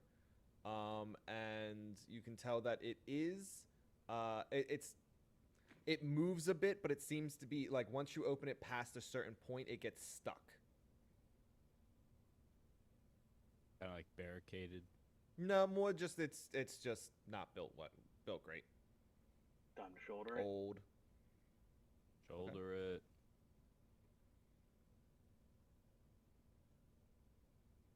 Dirty 20. Another dirty 20. You both Wow, shoulder. 2 dirty 20s. Yeah, you both shoulder the door. Do we And- splinter it? No, you burst it. It like you just completely like break this door and it comes slamming open. Revealing if I can select it. Jesus. I hate these things. I really hate these things. No, that's not what I want. Oh my god, stop. Okay, I'm having difficulties. It won't let me fucking grab it. Like, at all. I can move. There you go. Jesus Christ. All right. I had to, like, make it super big to even be able to, like, move the damn thing. Okay. So, as you guys shoulder this door and you're able to break it completely open, you hit it so hard that you both move into the room itself. You do not take the door with you, and your echo obviously moves with you. I'm assuming. And go ahead and everybody give me perceptions.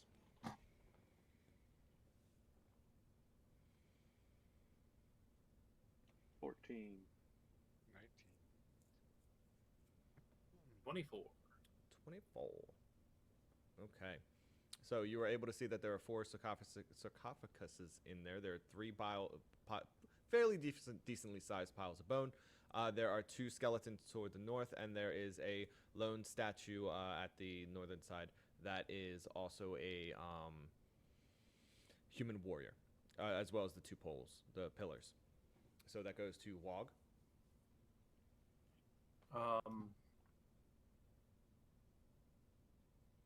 Sus, you would still be out there, because otherwise you would have had to climb up on top of that sarcophagus. Gotcha. The sarcophaguses are only like 4 feet tall, right? Yeah, you can see over them, but it would take an action to like get up onto them. An acrobatics. Like it would take my full move, you mean? Yeah, because you'd be climbing.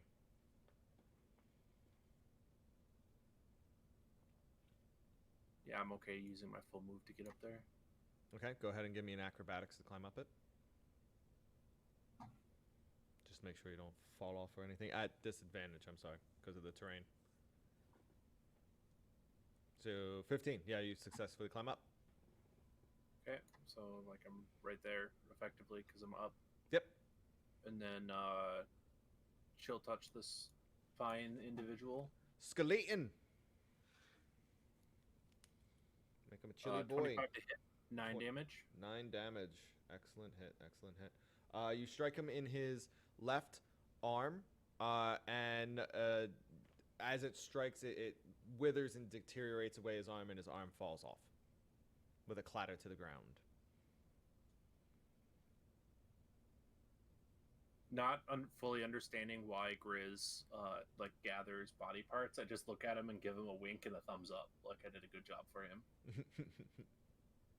Thank you. Bone hand, bone arm. That goes. Which arm fell off, the shield or the sword? The shield.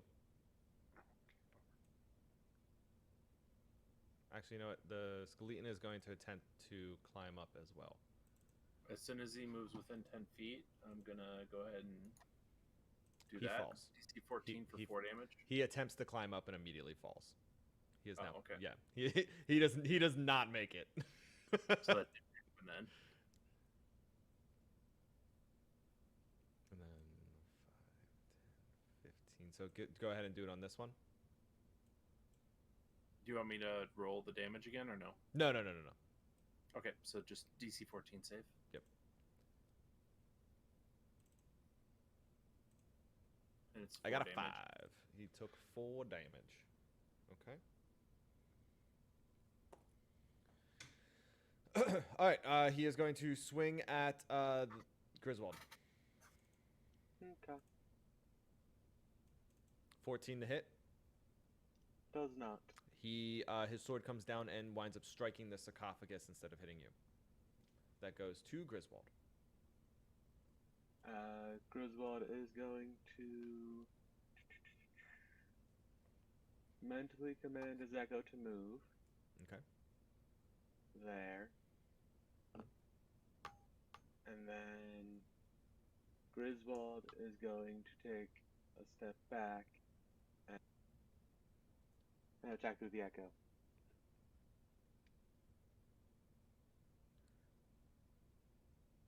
$11 to hit. So the echo can physically hit something. When you take the attack action on your turn, any attack you make with that action can originate from your space or the echo's space. You make this choice for each attack. Oh, that's okay. Cool. Interesting. I like it. 13. Sorry. 11. You miss. Okay. Still getting a hang of this echo thing. I like it. It's cool. It's definitely pretty. It's definitely very interesting as to like how you can wind up using it. Yeah, trying to figure that out. A lot of potential for shenanigans. That goes down to Lucian.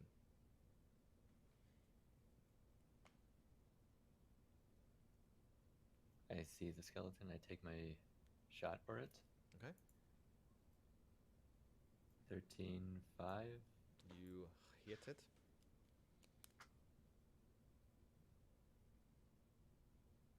I can math. I can't.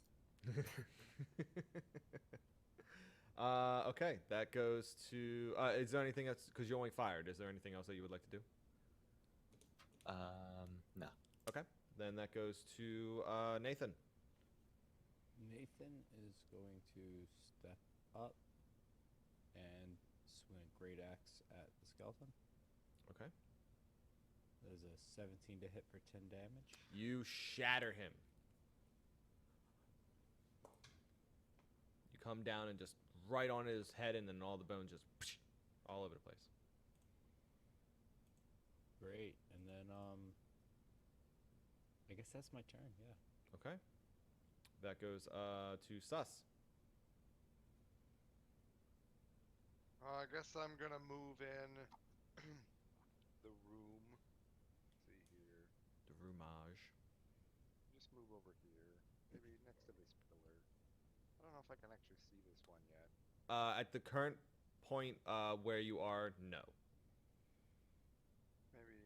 If you were to move here, like to like there, you would be able to see it. As of right now, you're standing behind the pillar. Okay. Well, over here. And take a shoots at it. A shootsy. Okay. Oh, that's a 1 again. Oh, okay. Roll me a D100. All right. 48. 48. I mean, that kind of makes sense. Broken bone. You break a bone in your hand. I'm assuming like when you go to like actually like squeeze to like fire it. You suffer disadvantage for the rest of the encounter and take 1d6 every round until healed. I'm not going to make you do that, the damage-wise. Only if you try to fire the crossbow again will you take damage for trying to use your broken hand. Will a heal turn off at disadvantage? Yes. Yes, it will. I'm gonna swear. God damn it! It fucking hurts. That's it. All right.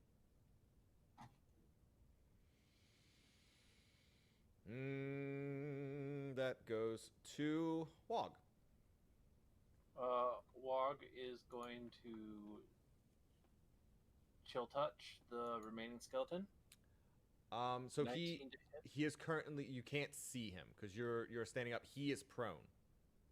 He Oh, fell. well, Yeah, he then fell. I'll move the 2 feet that I need to move Okay. to do that. All right, go right ahead.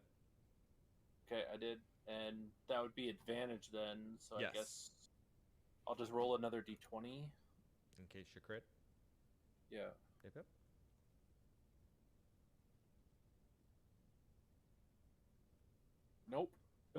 Well, luckily you were I did rolling with crit, it. just the wrong way. Luckily you were doing it with advantage, so it doesn't count. Yep. So you wind up just stepping up to the edge of this crypt. You look down to the skeleton that had tried to climb up and slipped and fell down, and he's kind of like laying on his back in the process of trying to like get back up. You reach your hand out and you fire your spores at him. It winds up covering his entire. It kind of just like hits and like spreads across the ground, covering his entire body, and he just withers away into ash. And then on my bonus action, I'm going to cast Healing Word on Sus. Okay. And that's going to give him one slash roll 1d4 plus 6. So 7. There you go. Your hand is no longer broken, and you heal 7 health.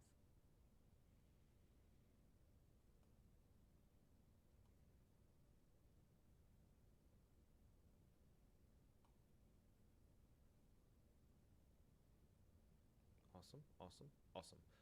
What would you guys like to do? I'm going to get off this sarcophagus because it's kind of freaking Wog out a little bit. Okay. Nathan's gonna go over to the statue in the corner and doing a investigation check on it. Okay.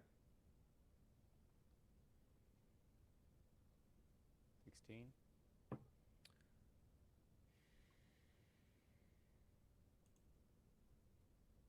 Give me a high or low. High. You find nothing interesting. Can Nathan look around to the crew here, and he's gonna say, has anybody broken any of these statues as we've been in this dungeon here? I have not, but I have noticed that they're everywhere. First one I saw in the hall.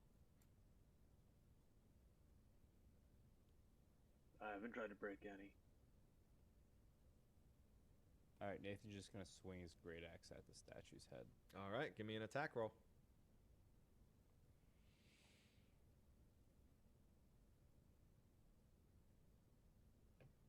A 6 for 10.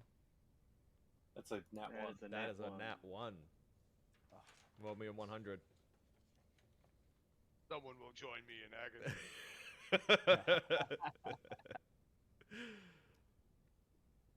28. It's nothing. It was give them hope. Your target's allies within 30 feet gain a d6 inspiration die, so that does nothing. So nothing happened. You attempted to swing at it. As you come in, like you really didn't get a good grip on your axe as you wind up doing it, and you just kind of wind up pinging off of it. I just swing at it again, try to break it. Okay. All right, 12 for 8. 12. You don't really make an impact on it. Griswold sends his echo over and attacks it. Okay. Floating through the air. 24, 14 damage. You land a very solid hit on it, and it has cracked. A large crack has formed. You wind up coming down and like hitting it, kind of like in the shoulder, and a large crack has formed, moving across the body.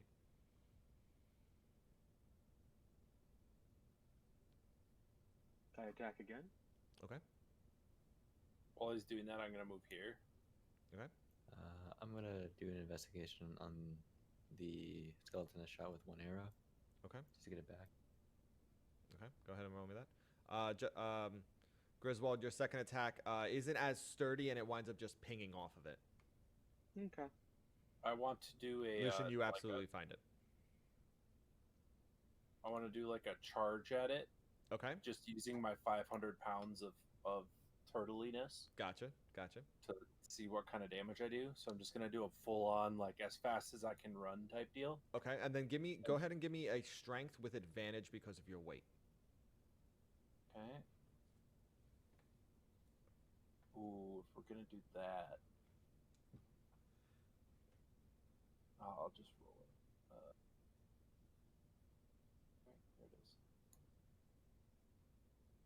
11. Where the hell are we? Okay, there we go. I lost where all my information was for a second there. Okay. You got an 11 strength. So you wind up coming up. Roll me a d6. Sorry, yeah, d6.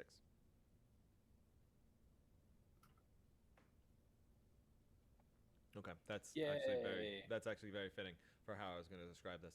So you come running up, and even with your full speed, and you kind of just like slam into it with your shoulder, it moves slightly, but it seems to have a great weight to it.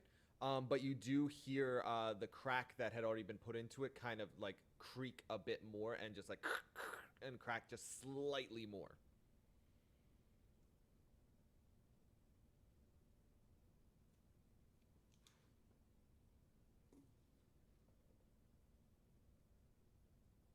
What would you like to do?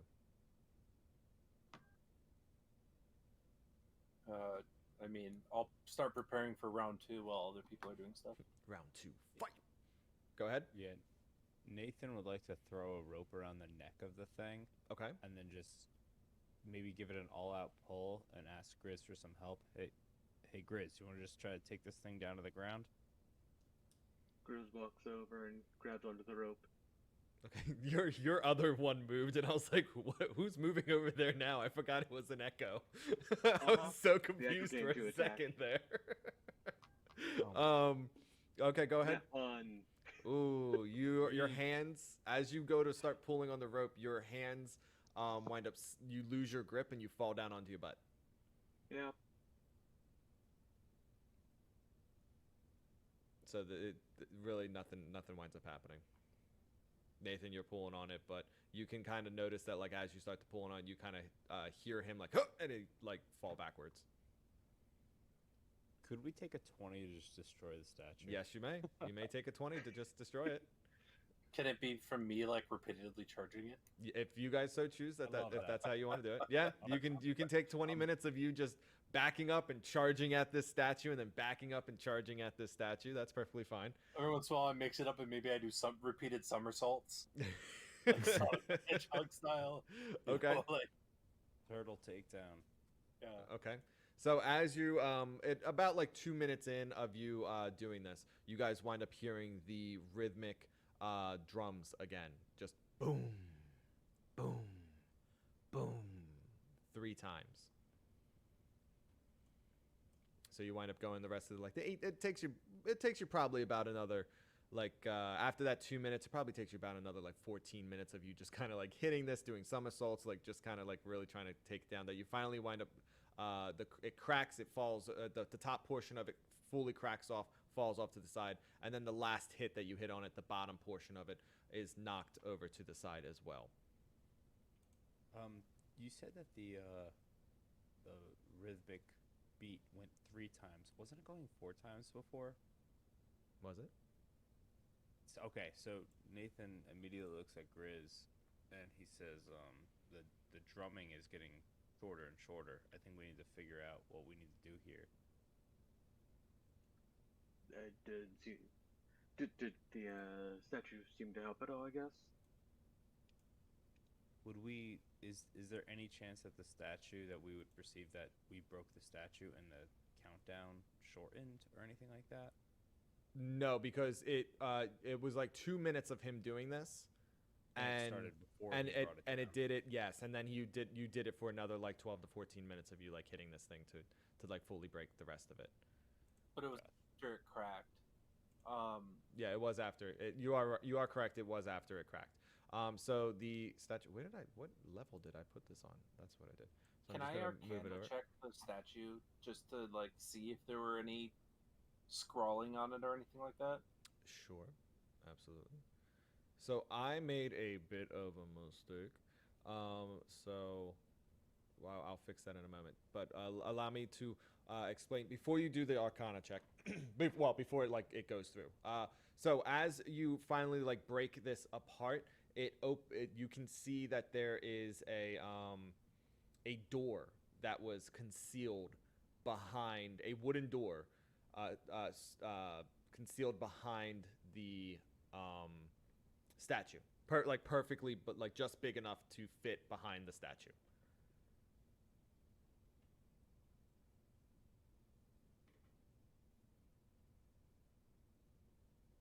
Is there anything from that Arcana check before we move? Oh on? yeah, sorry. It honestly dig the it door? is just a very heavy, well crafted stone statue of a humanoid warrior. And when I say warrior, it's like he's in armor, he has a shield and a sword like right in front of him, like kind of just like holding it in front of him, and he's kind of just like standing there as if he was to be like standing guard.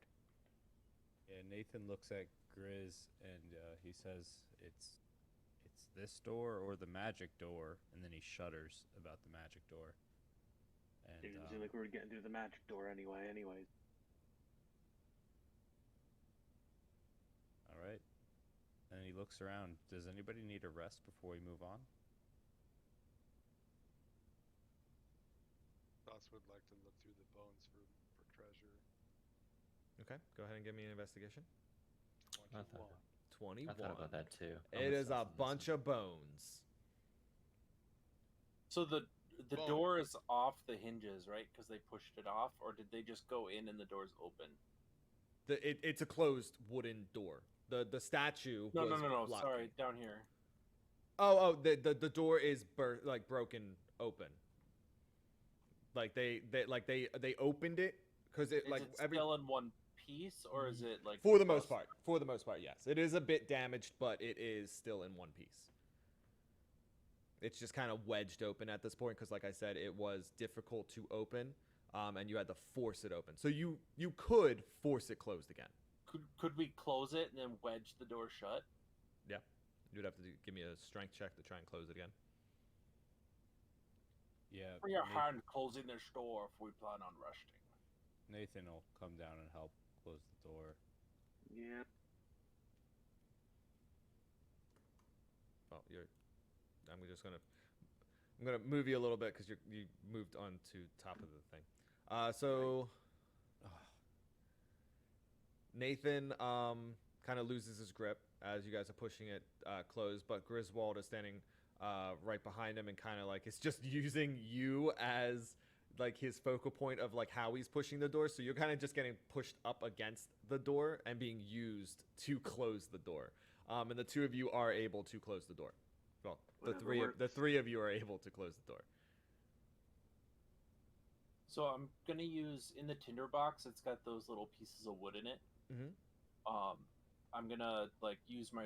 If it's okay with you, I would like to use my survival skills to like, fashion those into wedges that we can then hit into the door to jam it shut, so that way nothing can come through. So, I don't imagine them to be super durable, but it will add It'd to. be like a shim. Yeah, like, but it will add to. If something was to try to break through the door, I will add that to the check. But like if you shim a door shut, it takes like hundreds of pounds to open. Oh like, yeah, a yeah, standard yeah. I know. Your door with the shim Yeah. shut. Yeah, Makes it almost impossible. you may do that.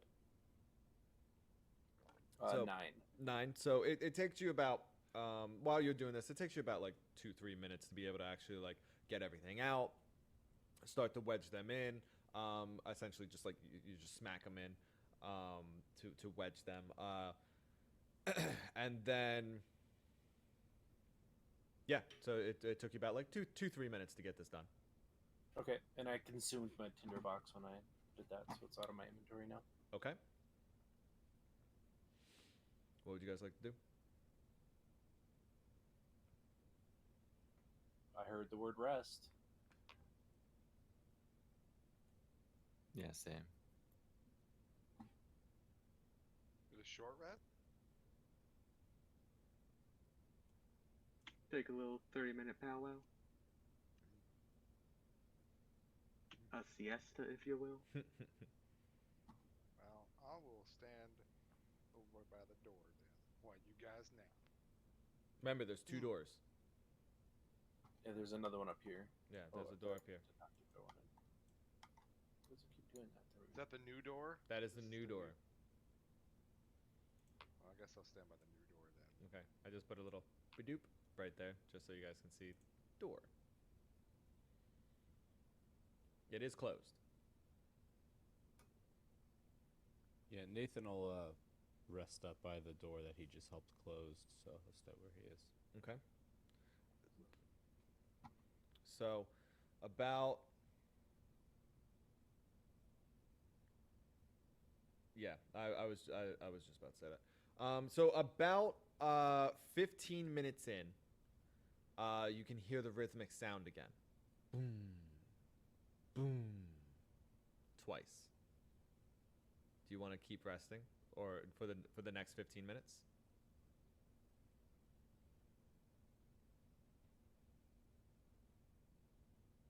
Nathan will. Nah, I want to investigate that noise.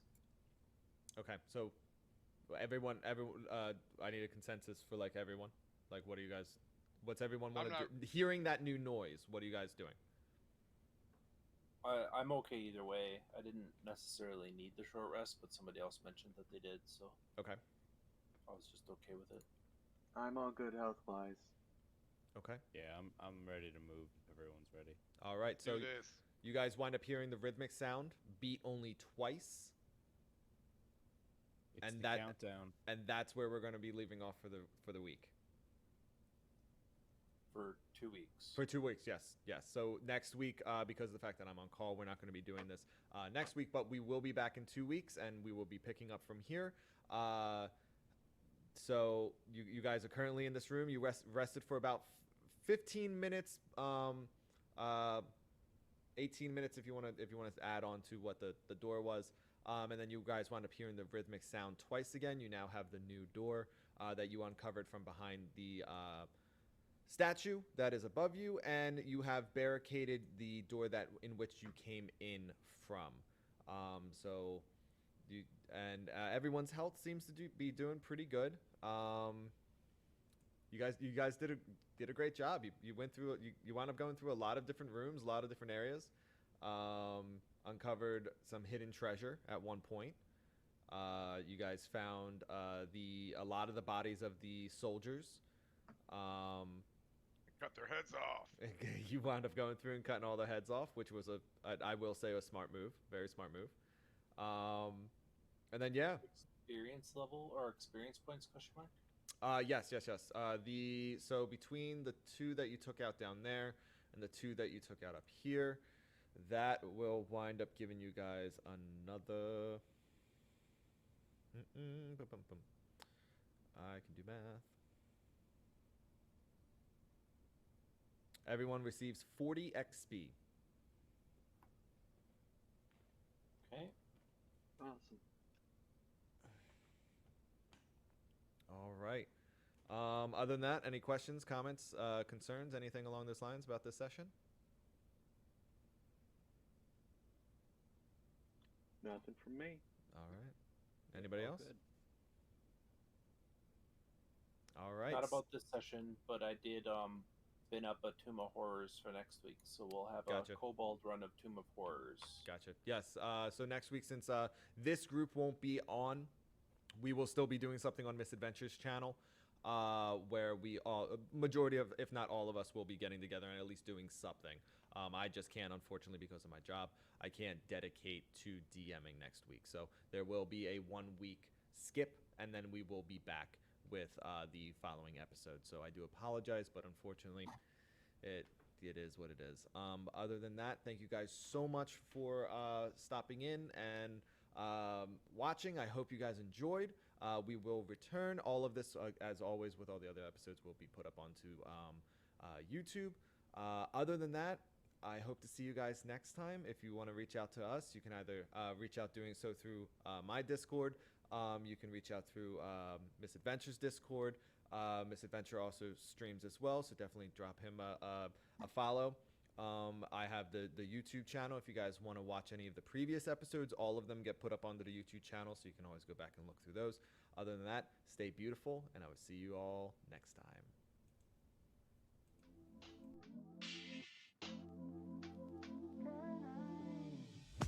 you.